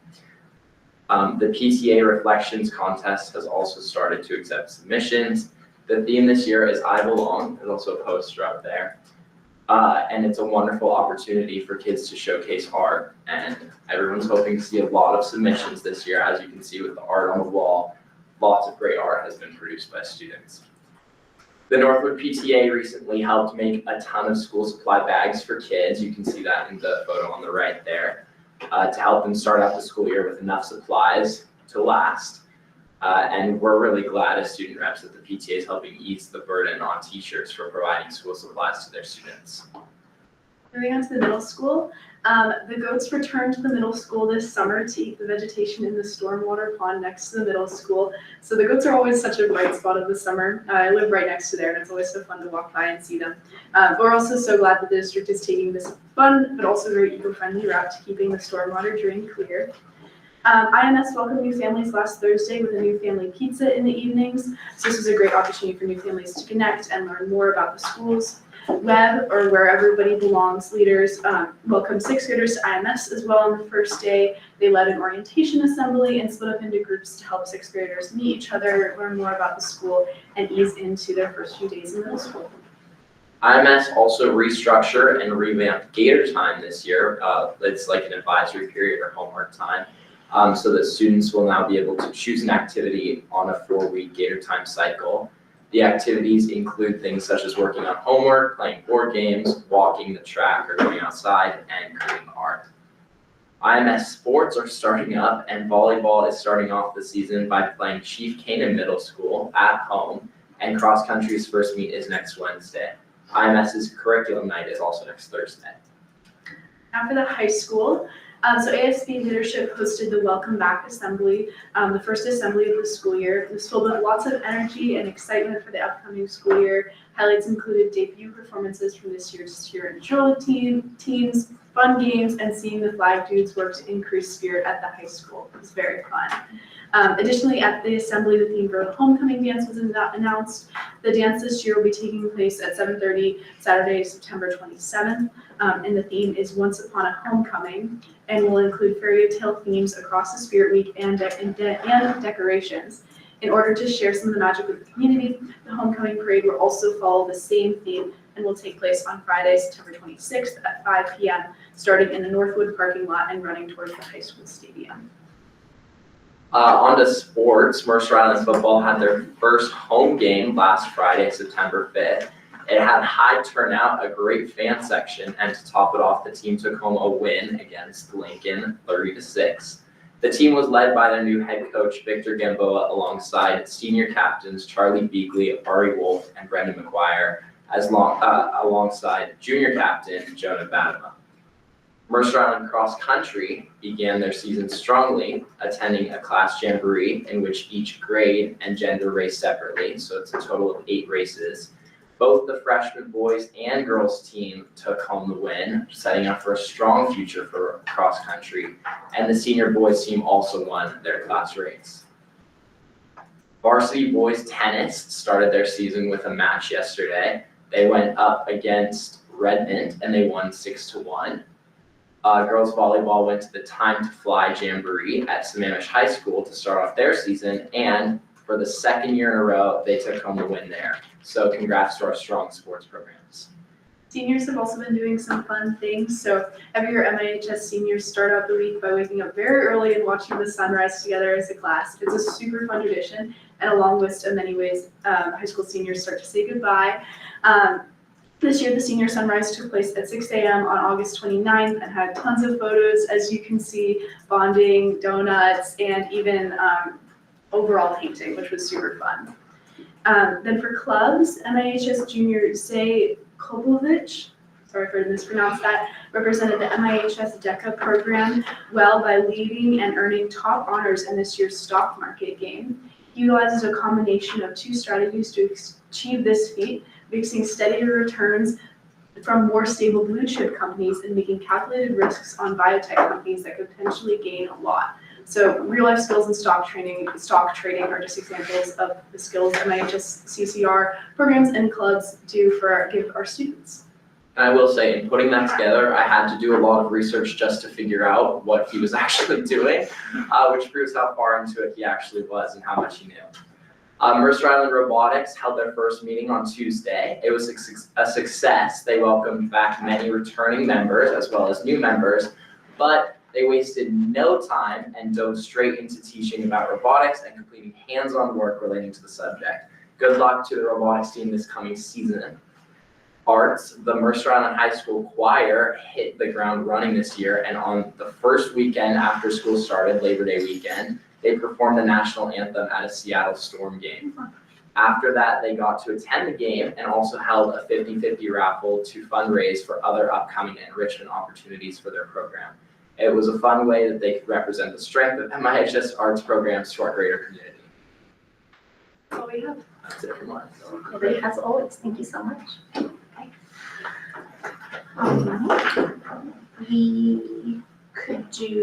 We have no one for public input today, unless that has changed. Should we vote on the consent agenda? I move to roll this consent agenda as posted. Second. Okay, all in favor of approving the consent agenda, please say aye. Students? Aye. Board members? Aye. I can't see Deborah. Oh yeah, I see you. Sorry, you're on the screen behind me. Yes. Okay, that's 2050. We can pass the consent agenda. Do you want to do the superintendent report? Okay. I'm going to start with an update from Assistant Superintendent Battersby on the mass action lawsuit. Where we left off last year was a request to have a little bit of breathing room to get all the paperwork in. And so we've now moved forward on that, so I want to just give us an update. So I'll turn it over. Yeah, so essentially consistent with what we shared last year, we've entered into an engagement agreement with a law firm, Keller Rohrbach. I hope I said that correctly. I, for some reason, struggle with that. To represent us in the potential litigation against social media companies. Their work is going to focus on claims related to the impact of social media on students and schools. Again, as they presented, or the representative presented when they came and spoke to the board. The lift for the district in terms of providing information at this point is not as significant if we're not one of the named parties or lead parties for that. The engagement is structured as a contingency fee arrangement, meaning that we're not paying anything out of pocket. I know that was one of the questions, is sort of how much time and resources are we gonna expense. So we're not having to pay anything unless we are given an award, in which case any fees owed will come out of the award, paid by the defendant, and there's no risk that the district will be paying anything out of pocket. The second thing is that to date, the sort of burden on the district has been pretty low with respect to information. Because we're not one of the leads. Our primary point of contact is the person I believe that you interacted with previously, Chris Ryder, who's an attorney there, and he's going to be coordinating directly with me in the superintendent's office on behalf of the district. Any questions on that? All right. Just an update that next week, community members who are voter eligible and in our community, they will start receiving outreach from Strategies 360. So community members might start receiving those phone calls or seeing requests through online mechanisms. And then this is always the first of several enrollment updates that we provide. So Andrews, if you'll bring up the slides there. There are, I would say, two main times when enrollments matter most. One is in October after what we call the October 1st count. And then the second one is in January when we do our mid-year adjustments. Right behind those is our September numbers, which come in and start giving us an idea of where we are in September. To make a lot of great predictions off of it, because it doesn't include students who may not have been here for the first 4 days of school because they were on vacation, or they may have been absent on the count date. So if we can go ahead and we'll take a look at our enrollment update this year. Working from left to right on the columns, we have our budget FTE of what we were forecasting. Then we have our FTE as of basically today. And then what's the difference between the budget and the FTE? And then what is the difference there? You can see with the head count. A reminder for everyone that head count always outpaces FTE because that counts even students who might only come to the high school or maybe only come to an elementary for speech language. So if we take a look, we were anticipating, let's see, go up one more, actually back one more, there we go. 3,850 students on our September count dates. We were at 3,803. So we're off by 47 students there, but our head count is that 3,860. If we look at the next slides, and we want to look historically, I think it's helpful to see kind of what's happening where 2 years ago, we were kind of this 1,544, then we saw an increase last year, and then we saw the decrease there, and I'll talk a little bit more about those. The middle school, you can kind of see where we're starting to see the decline in middle school, and that's really a product of starting to see some of our classes out of the elementary as we start to come off of those 300 size classes. And then the high school, you can see over time, we're just a little bit under where we were last year, but that's also now starting to see lower numbers coming out of the middle school. So if we look at the next one, this takes a look at where did Davis version 2, if you recall from our demographic studies, we kind of chose Davis version 2 as the one that we thought was probably the most accurate. And you can see that in the kind of the first year, 22-23, we were under the projection. And the same was true in 23-24. Then last year we outpaced it. And then we came back this year where we're back slightly underneath it. Is Director Lurie, is that her hand? Yes. Director Lurie, go ahead. Thank you. I know you're going to hit some part of this, but are you also, or are you going to, do you know off the top of your head the difference in the current 9th grade class numbers versus the seniors that just graduated in terms of the Mercer Island High School size? Like, did we lose students, or is the incoming 9th grade class substantially lower than the graduating seniors? Perfect. So, so what are we noticing? So I'm going to get to that. Okay, and that's fine. Nope, it's all good. I'm going to get to it for sure. Those are great questions. Okay. Back more entries. Oh, yep, you can go ahead and forward one. So a question you've had is what has been the impact of open enrollment? And you can see that last year we had 40 students who were here for open enrollment. We'll have 33 returning this year. Some students graduated who were seniors. Some moved on to the island and they're no longer open enrollment altogether. And then we did have some who left the district for whatever reason. This year we had a slightly fewer number. We had 35. So we have a grand total of 68 students who have come in the last 2 years for open enrollment. One of the things you'll notice here is we had our largest requests came in 9th grade. We actually denied quite a few students in the 9th grade class because that's not a particularly small class, but we did have far more requests than you're seeing in terms of what's accepted. Our staff make up 59, or our staff's children make up 59 of our students. There are 10 that come from the city or other exceptions for open enrollment that have been there. And so if we look at that, we have roughly 3% of our students who are in our school district who are open enrolled, 1.5% coming from the staff in the city, and another 1.7 from that 612 open enrollment. Josie. So the numbers going down, is that sort of planned on our end because trying to fill gaps, or is that? Yes, filling gaps.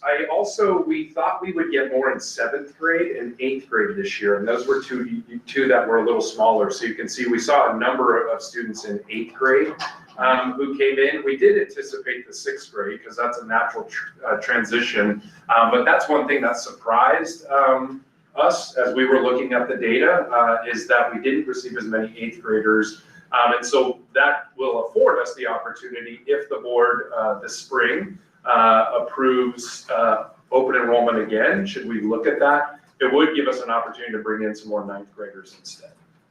That help? Because that's a robust request. Yes. Yeah.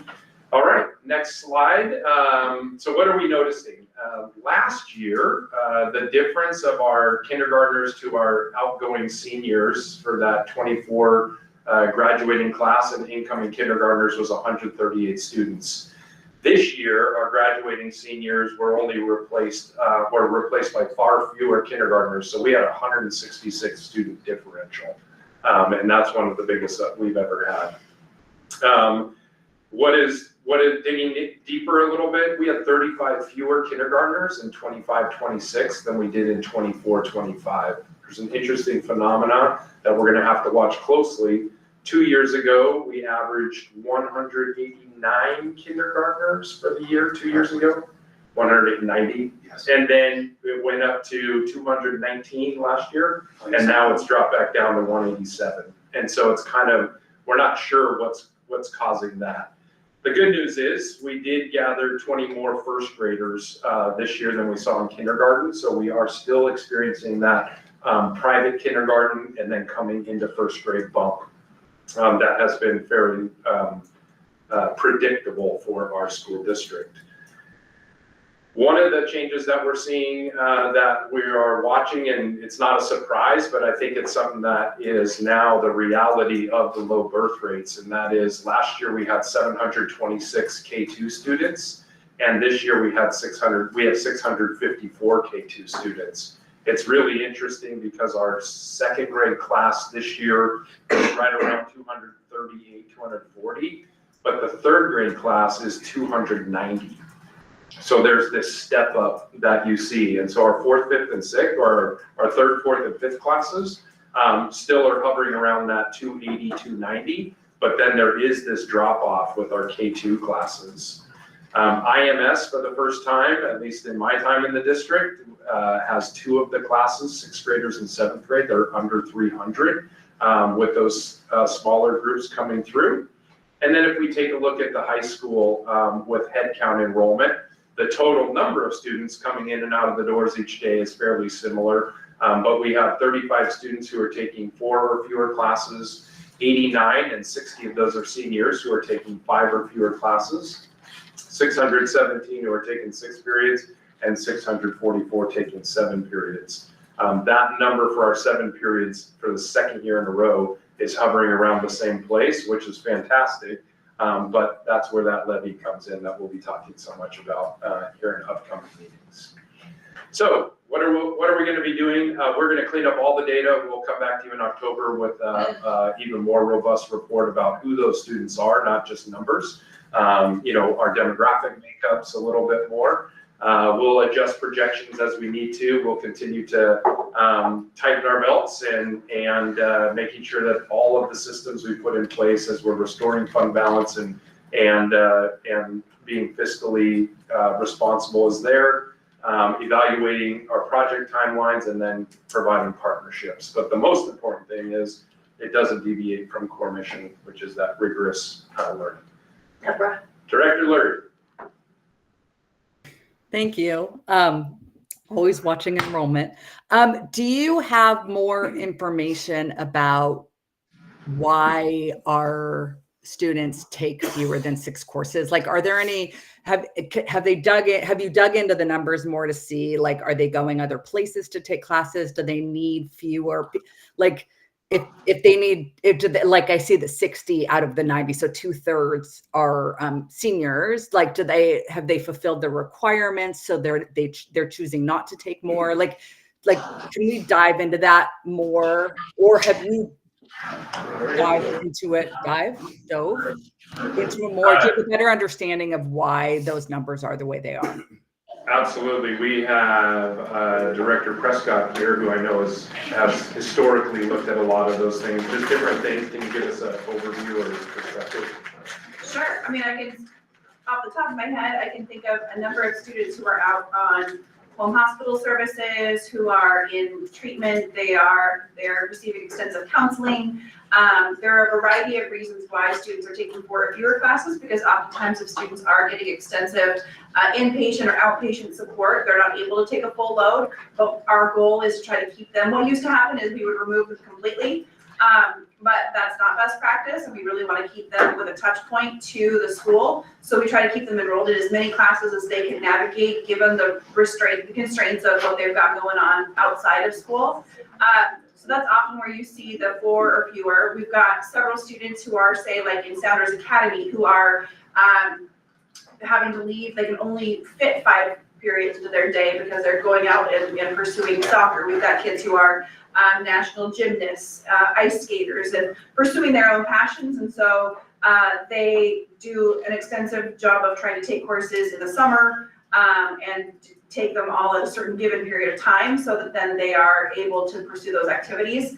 And then seniors, I don't have the data in front of me, but my guess would be many of these completed requirements through summer school and through extracurriculars to get enough credits where they don't have to take 5, and that's what you need to be eligible for athletics and activities. So they're taking what they need in order to be eligible.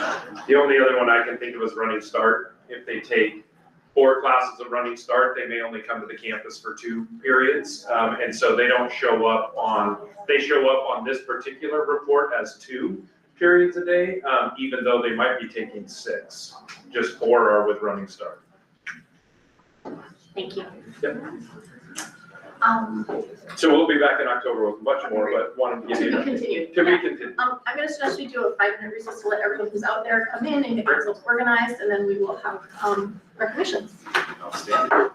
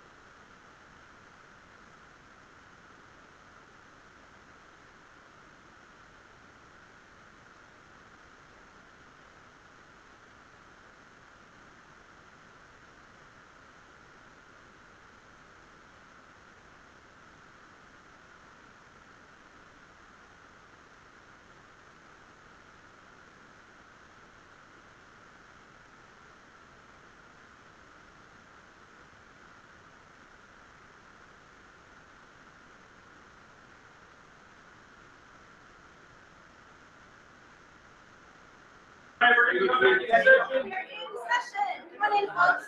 Questioning evidence, nationality, personality, and plus like a serious match, right? All right, come on in. Our tennis team. Right along here. Yeah, you're doing great. Come right along. All right.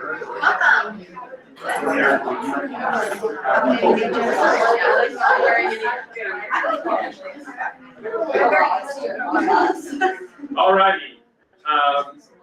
It's my pleasure to bring forward our 3A state champions from last spring. We're trying to catch up a little bit.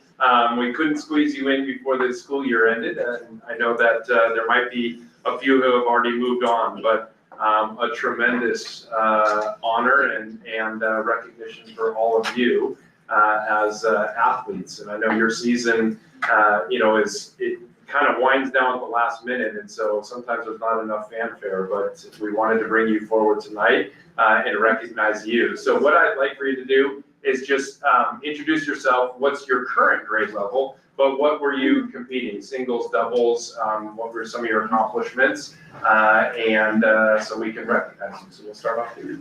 Hi, I'm Jane Tintle. I'm currently a junior, and I play doubles with Mia Kinney, and we made it to state and got fifth.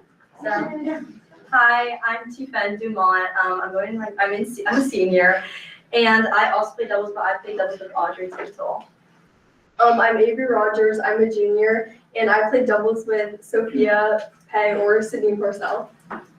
I'm Audrey Tintle. I am a junior, and I play doubles with Tiffen.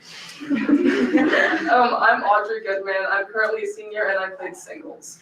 I'm Mia Kinney. I am currently a senior, and I play doubles with Jane. Yeah. And I'm Kara Hilberg. I'm currently a junior, and I play singles and doubles with Jordan Flynn, who's not here right now. And I'm Sophia Pei. I'm a senior, and I also played singles, and then I also played doubles with Avery. Awesome. And coach. Hi, I'm Jackie Hartman. I am the head coach for the girls program, and what none of these players have mentioned is that this year was their third state title in a row, three-peat. So many of the players here have gone every year, and it's just, we do it with different configurations, but just having this group of women that enjoy playing with each other, keep getting better. And this year, we're hoping to go back. We just found out that not only is the Kinko tournament going to be at the high school, but we are going to have the Sea King District tournament at Mercer Island Country Club. So we're going to have home field advantage this year and hopefully be back this time next year. Awesome. Seniors, you want to talk a little bit about goals, aspirations? Obviously you want to win the state title again, but just outlook on the season. Yeah, I think overall we just want to have a fun year. At least for us seniors, it's our last year, which makes up a lot of the team actually. It's like half of us are all seniors. And I think we're all just really excited to have fun. Most of us have been on the team all throughout high school, and we're just really excited to hopefully make it far. So, yeah. Our boys team, 1 point out of first place. So they finished second place. They are, I think, getting ready for a match tomorrow, so they're not here. But we had some great finishes there as well. So a banner year for both Well, I can boys. speak to that just really quick. Well, I'm the new head coach for the boys. And yes, it is, they both have PT appointments to get ready for their match tomorrow. We were very fortunate to have Joseph DeGracia, who was the individual state singles champion, return to the team. So we're real excited about that. Nolan Bang, who earned the state doubles title with Guillaume Monhas, is back. So we have a really great core. And it was just so nice that even though those boys accomplished their goal of being champions, they wanted to come back and do it again. So they're sorry they can't be here, but they appreciate the recognition. Absolutely. So please join me in congratulating our 3A state champions.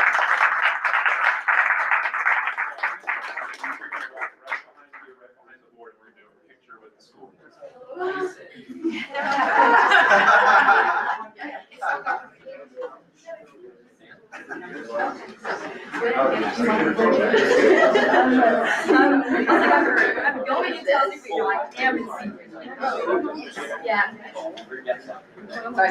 Next time. I know, this is not your exam.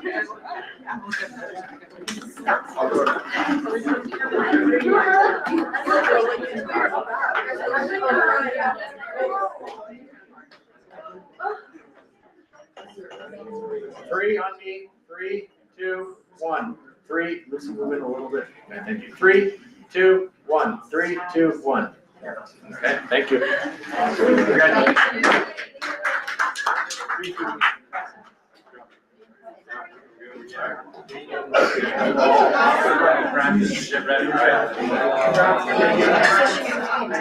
Okay, soccer, come on in.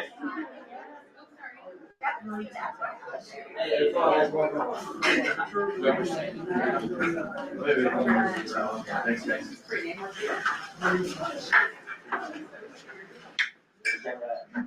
All right. Right there. So another group from the spring finished the season on a super high note. Maybe surprised some others, but I probably didn't surprise yourselves. And that is winning the state championship, as their shirts state. We have the 2025 3A boys champions soccer team. And I know you graduated out some players, but you've got a lot of great talent coming back as well. I know your coaches couldn't be here tonight, but walk us through your 3-2 win over Shorewood. Oh, yeah. So basically, we came in strong. We were 2 goals up, I'm pretty sure. And honestly, we all fought together. We fought with a lot of passion, great tackles, great everything, great crosses, great shots on goal from all of us. I'm pretty sure all of us played. And then, so basically, when they scored, we weren't let down. We wanted to keep fighting. And so we scored again. But again, they scored 3-2, but we stayed out strong. So we're good. Yeah, absolutely. So why don't you introduce yourselves, what position you're playing, and then seniors, you can give us a little outlook on the upcoming season this spring. So do you guys want to first? Oh, I'm Tyler Shelton. I'm a senior, and I'm a midfielder. I'm Matthias. I'm also a senior. I'm a winger. I'm Jake. I'm a senior, and I'm a right winger. I'm Bridge. I'm a junior, and I'm a midfielder. I'm Adam Kivia. I'm a goalkeeper. I'm Noah. I'm sophomore. I'm Noah. I'm the junior. I'm a center back. Oliver. I'm a junior. I'm a junior. I'll be playing anywhere, but maybe just right back. Awesome. Seniors, talks about the season ahead. We're looking forward to another great year with Muad, and I think we're going to bring in a bunch of new players from our JV team, knowing that we lost a bunch of seniors last year, so we're going to have to try to replicate what we did last year. So yeah. And I also think we still, we know we graduated a lot of seniors, we still have a really strong core, so I think we can definitely make a good run at it next year and hopefully have a similar result. Awesome. All right, please join me in congratulating our 3A boys.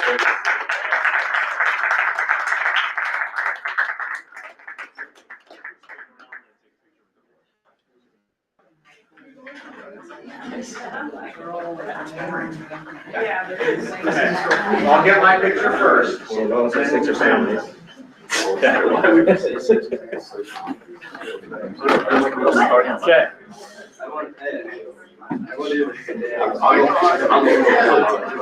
All right, here we go. You guys ready? 3, books.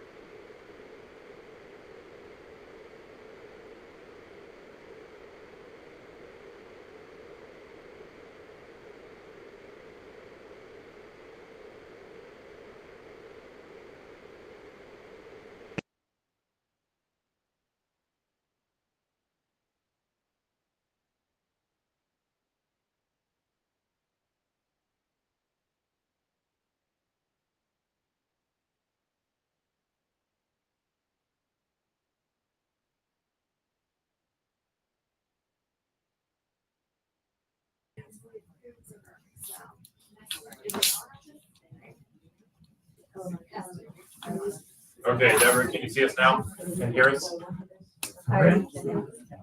Yes, to both.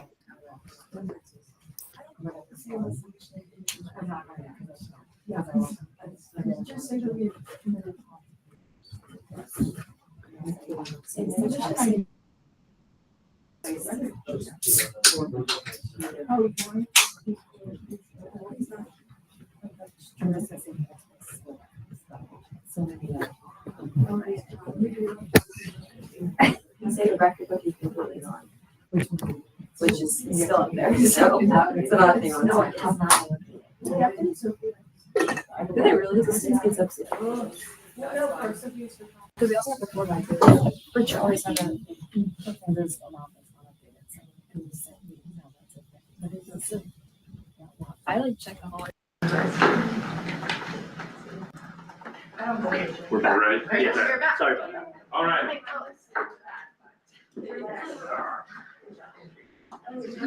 Well, last but not least, and I know there's only a few of many, many, many student athletes who are part of a really successful track season. You know, it's one of those that we run like cross country. Our boys and girls teams are competing simultaneously. However, I want to talk about a trifecta here. So we have in front of you members of the 3A KingCo champions, the C King District 3A champions, and the 3A state champions for the girls track team, which is absolutely tremendous. So I'm going to turn it over to the coaches to talk a little bit more about all of the different athletes, and then we'll introduce ourselves or we'll get acquainted with our athletes. Awesome.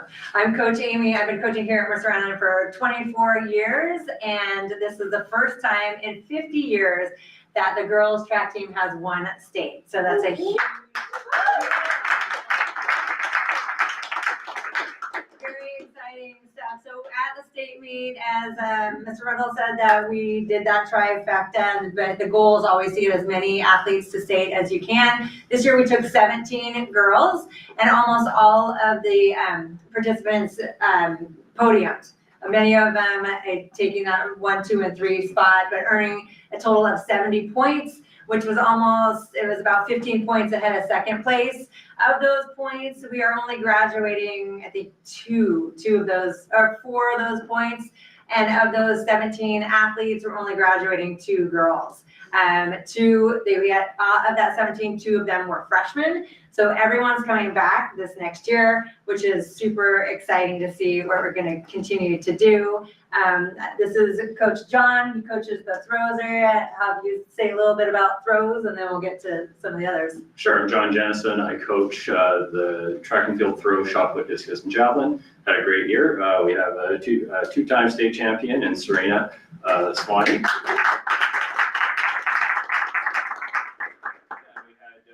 had a bunch of girls. 3 girls made state this year, and we're really happy with how my team is.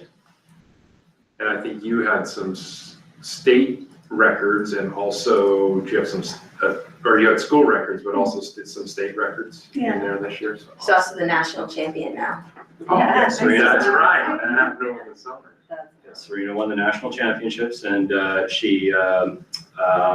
you have the state meet record for shot put and javelin. Yes. She was the 3rd best shot putter all told in the United States. And many school records were broken this year, including Serena's, as well as Aaliyah over here. She got its meet record at the Bill Harris, and long jump and triple jump. She has our school records, broken her own records from last year. Won long jump at state, state record. Yes. I can't, there's so many records.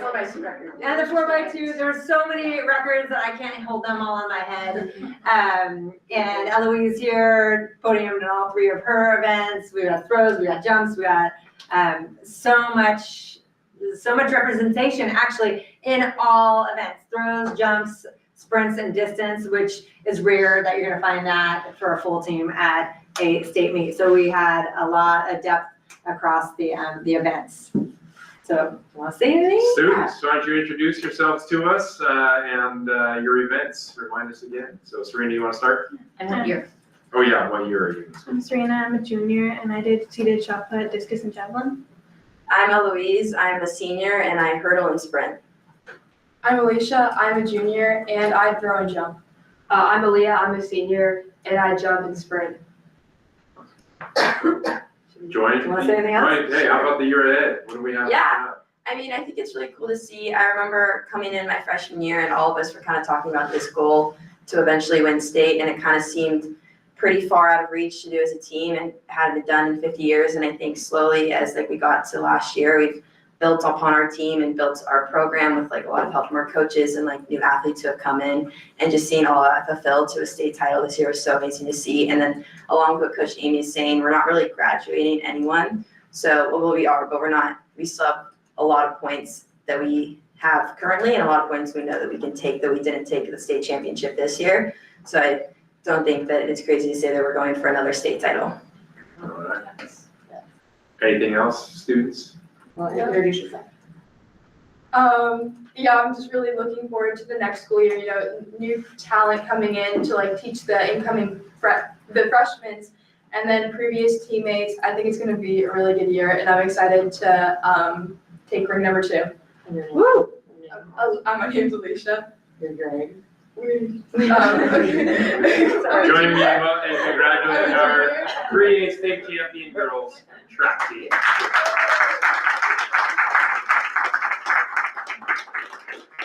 All right. Why don't we do it around here instead, just so everyone's in the picture there, move that. We'll bring the board right around here. We'll do a picture. First time that's happened. It's been pretty robust. I wanted to, but. Just sort of right. I'll get it next year. Better visuals are behind us. Well, I need 15, we need 15 to buy them, or we don't. Okay, you are. You're at four. Audience. All right. Yeah.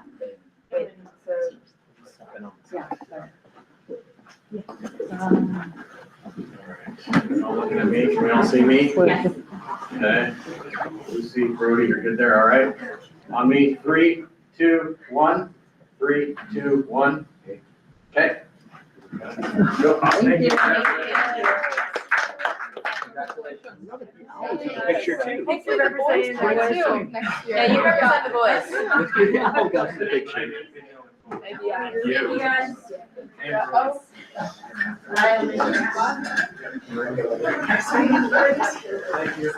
All right. Couple more recognitions. Let me get back to my. All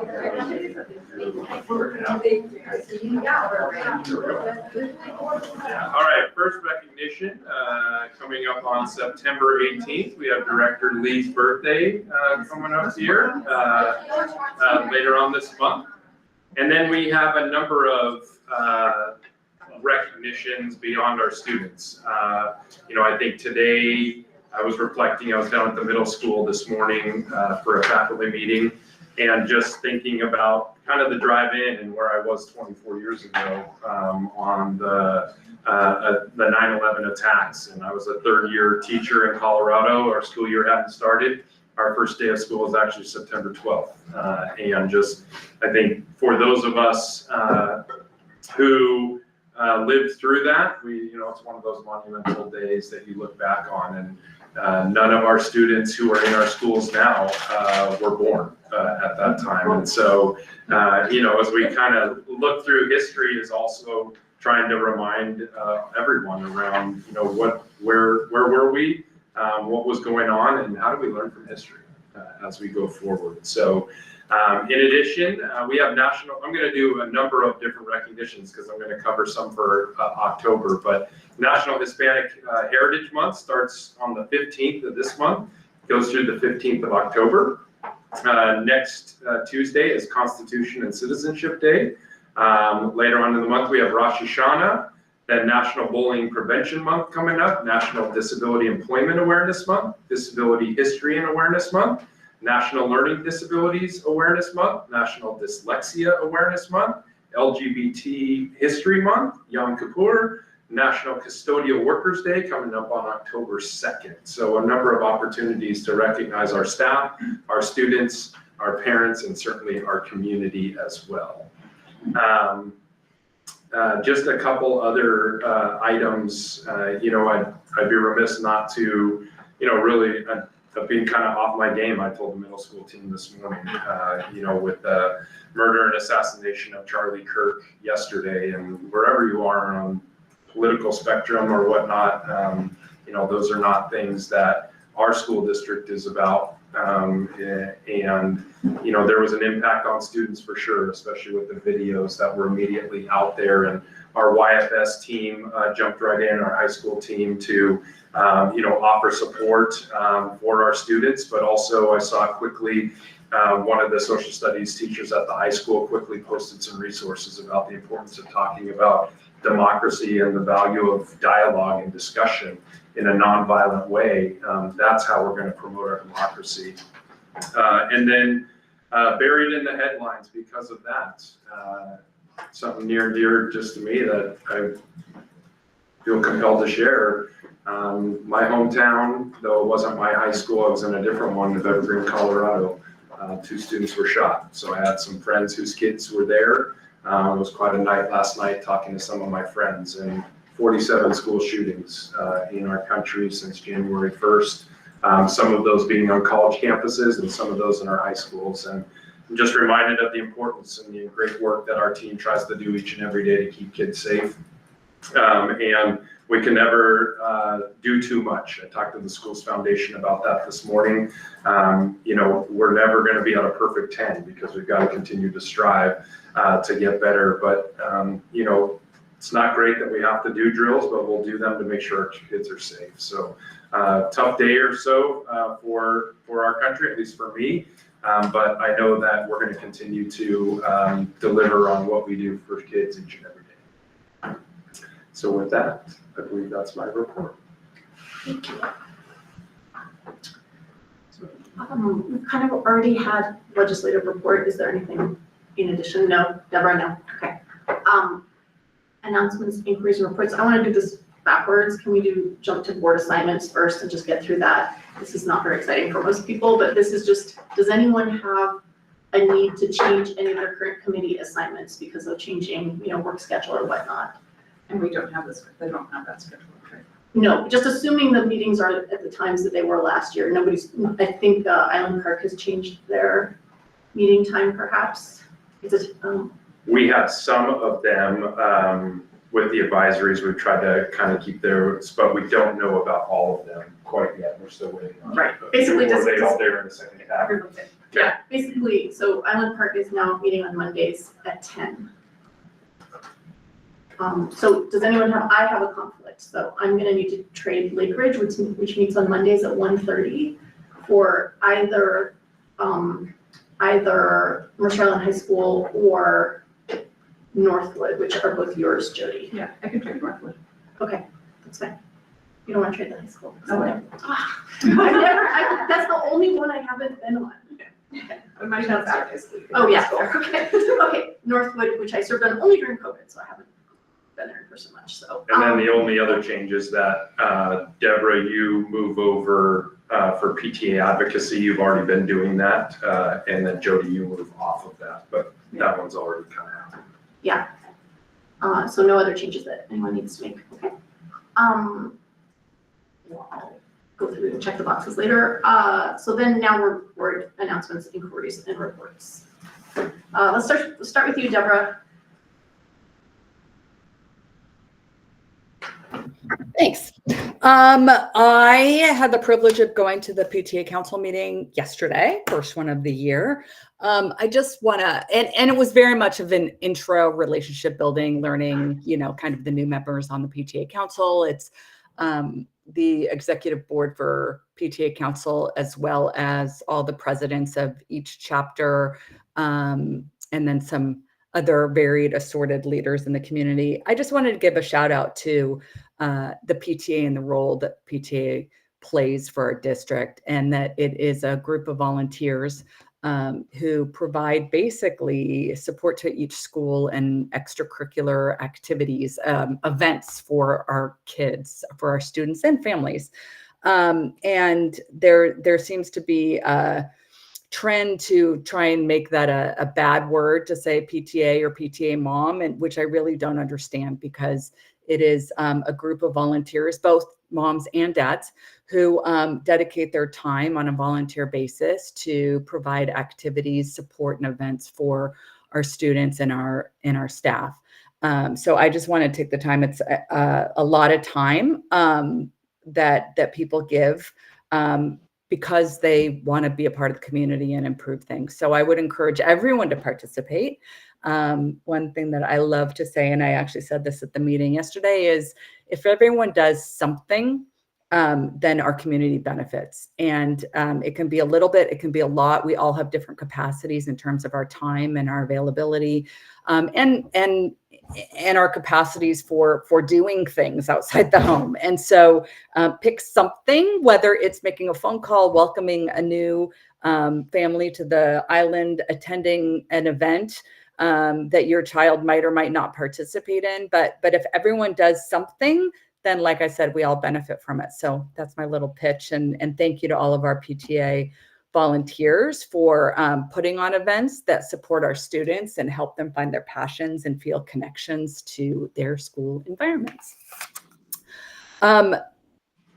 That's the only thing I did. I haven't thought it out too much. I do want to also with, as Fred said, in terms of the political violence and, it's scary. It's scary to be a leader in the community and an elected official, and experience, be on the receiving end of vitriol and hate from people in the community, in our community, especially on social media. And I would just like to remind everyone that words matter and attitudes matter, and that constructive feedback is really important. But the way in which you provide that feedback is really important, because we don't always need to agree, but and dialogue is so important. But the message does also matter. That when it's done in a respectful manner, it's really appreciated. But not everyone who hears it has the ability to make rational decisions on how to proceed. And that's where the violence and the scariness comes from, is those who then take a challenging or a scary action aren't the ones who are engaging in the dialogue. They're the ones who hear that dialogue and can't always make the best decisions. So I would just encourage people to choose words carefully, make productive suggestions, and that political violence is real, and that local people experience it as well. Yeah, sorry, that wasn't very articulate, but it does matter. And then I just have a question after our study session that I don't feel was addressed. I'm hoping that these questions are for Dr. Rundle, and whether you answer them now or another time, I'd like them answered in public if we all deem it appropriate. And I kind of wrote it out a little bit. Can you address why the August 2024 executive session occurred when it did? Did the board take action without violating executive meeting rules? Can you tell us the purpose of that meeting? What steps did you take, if any, to ensure that all board directors were informed of the information provided at the executive session? So I do have some other questions too, but I'll limit it to those at this time in terms of just that one topic. Are you wanting answers to that right now? I would, if everyone, I mean, I would like answers to that now. I think that there's been a lot of information. You know, I was part of scheduling it, but I'm asking the superintendent to address some of those things because, yes, I would like it. That's fine. The August 26th was your last regularly scheduled board meeting of that particular year because you're on a September 1st to August 31st cycle. The settlement agreement that we had worked on with the teacher, we signed that, or we finally signed it on August 26th. And so the reason for that is anticipation of that. That's why I asked the board president to have that executive session so that I could brief you on that. And so that was the reason for that meeting and happening then. It was when Director Glowitz was absent. He had a prearranged absence to hike the John Muir Trail. And so when Director Glowitz returned, then we arranged for a meeting with Director Battersby, then Director Battersby and myself, and I believe that was in the beginnings of October, where we had a chance to brief Director Glowitz and have that same conversation with him at that time. Was there a second part to your question? If there wasn't any board action. Oh yeah, there wasn't any board action from day one on that. You know, my direction and it was to work in partnership with you as a board we held a number of obviously executive sessions to talk about that. But at the end of the day, the decision in that settlement agreement rested with me, but it was in, you know, I felt like we had met, I think earlier on in August too, like the 8th of August or so, we had also met so that I was informing you, but I ultimately signed the agreement. So that 29th was to update you on that based on our previous meetings, or the August 26th, whichever, or 29th, I think. The meeting on the 26th, everybody was invited to, like the board was. Correct. If they were able to get. If they were able to make it, yes. Okay, thanks, Deborah. Christina? I don't have anything to. Okay. Dan? Yeah, I'd also like to talk about political violence. Obviously what happened yesterday is unacceptable, but I think there's a range of actions that lead up to political violence. It starts with not listening to political concerns. It then progresses to attacking individuals rather than dealing with issues. It's about political intimidation. And this, I have news for the community, is not just national. It's unfortunately happening here locally from individuals that are fearful of engaging with the record, engaging with facts, answering simple questions such as what is the scope of confidentiality with respect to sexual allegations, and dismiss it by creating false issues, non-issues, and that is what the politics of intimidation and silencing unfortunately looks like. That's it. Jody? I did not do anything in my roles as board member since we haven't started that yet for the year. But I did go to the Youth and Family Services major donor event last week, and as always, am reminded of the vital and important role that they play in our community, not just with the school counselors, but also services. They did report that need for rent assistance and need for food assistance is up, as it has been for most years since the pandemic, and it's up even more in the last several months than it has been previously. So just sort of, it was good to be reminded of how much that organization does for our community and the need that they have to provide that care to our community. And then I also went to the football game on Friday, and the vibes were great. Like, the students seemed so happy, and everyone was, I mean, it's hard for me to, judge the behavior of teenagers, but everyone seemed so well behaved and represented our school well. The band, of course, sounded fantastic. The drill team was, peppy. It was really a great experience, and it felt like a really strong start to the year. It just felt like a really great our community coming together as a school, and respectfully blowing out the other team, but behaving in a nice way about it. And I just felt like all the students that I saw represented our school really, really well with their behavior, like both like on the field, of course, obviously, but like in the stands and the enormous amount of them milling around that bundt cake situation. It's very crowded up there on the walkway, and but it felt very welcoming and safe. So hats off to everyone who is working those game days, because it seems like there were a lot of people, a lot of staff on site. And so just want to say my appreciation to everyone who works those events, after hours, and keeping our community and our students safe. And to all the team parents and family parents who also work really hard on those nights. I also attended the football game, which was awesome.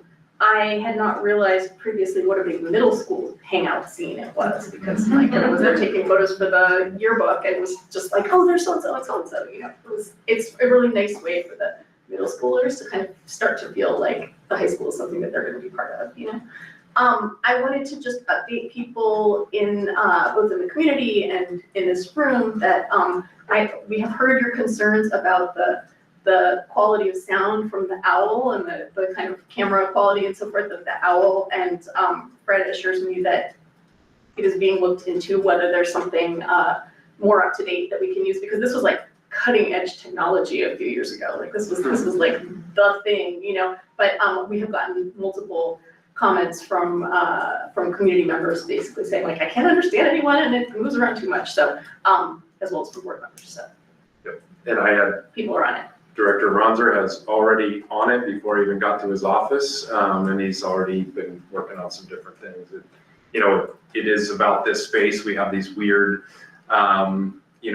gaps in the ceiling that create a lot of sound. If you sit right there and you talk, some days you can hear it over here, and so it can be a challenging space, but I know we've got some people looking at it. And I see Deborah's hand is up again. Go ahead.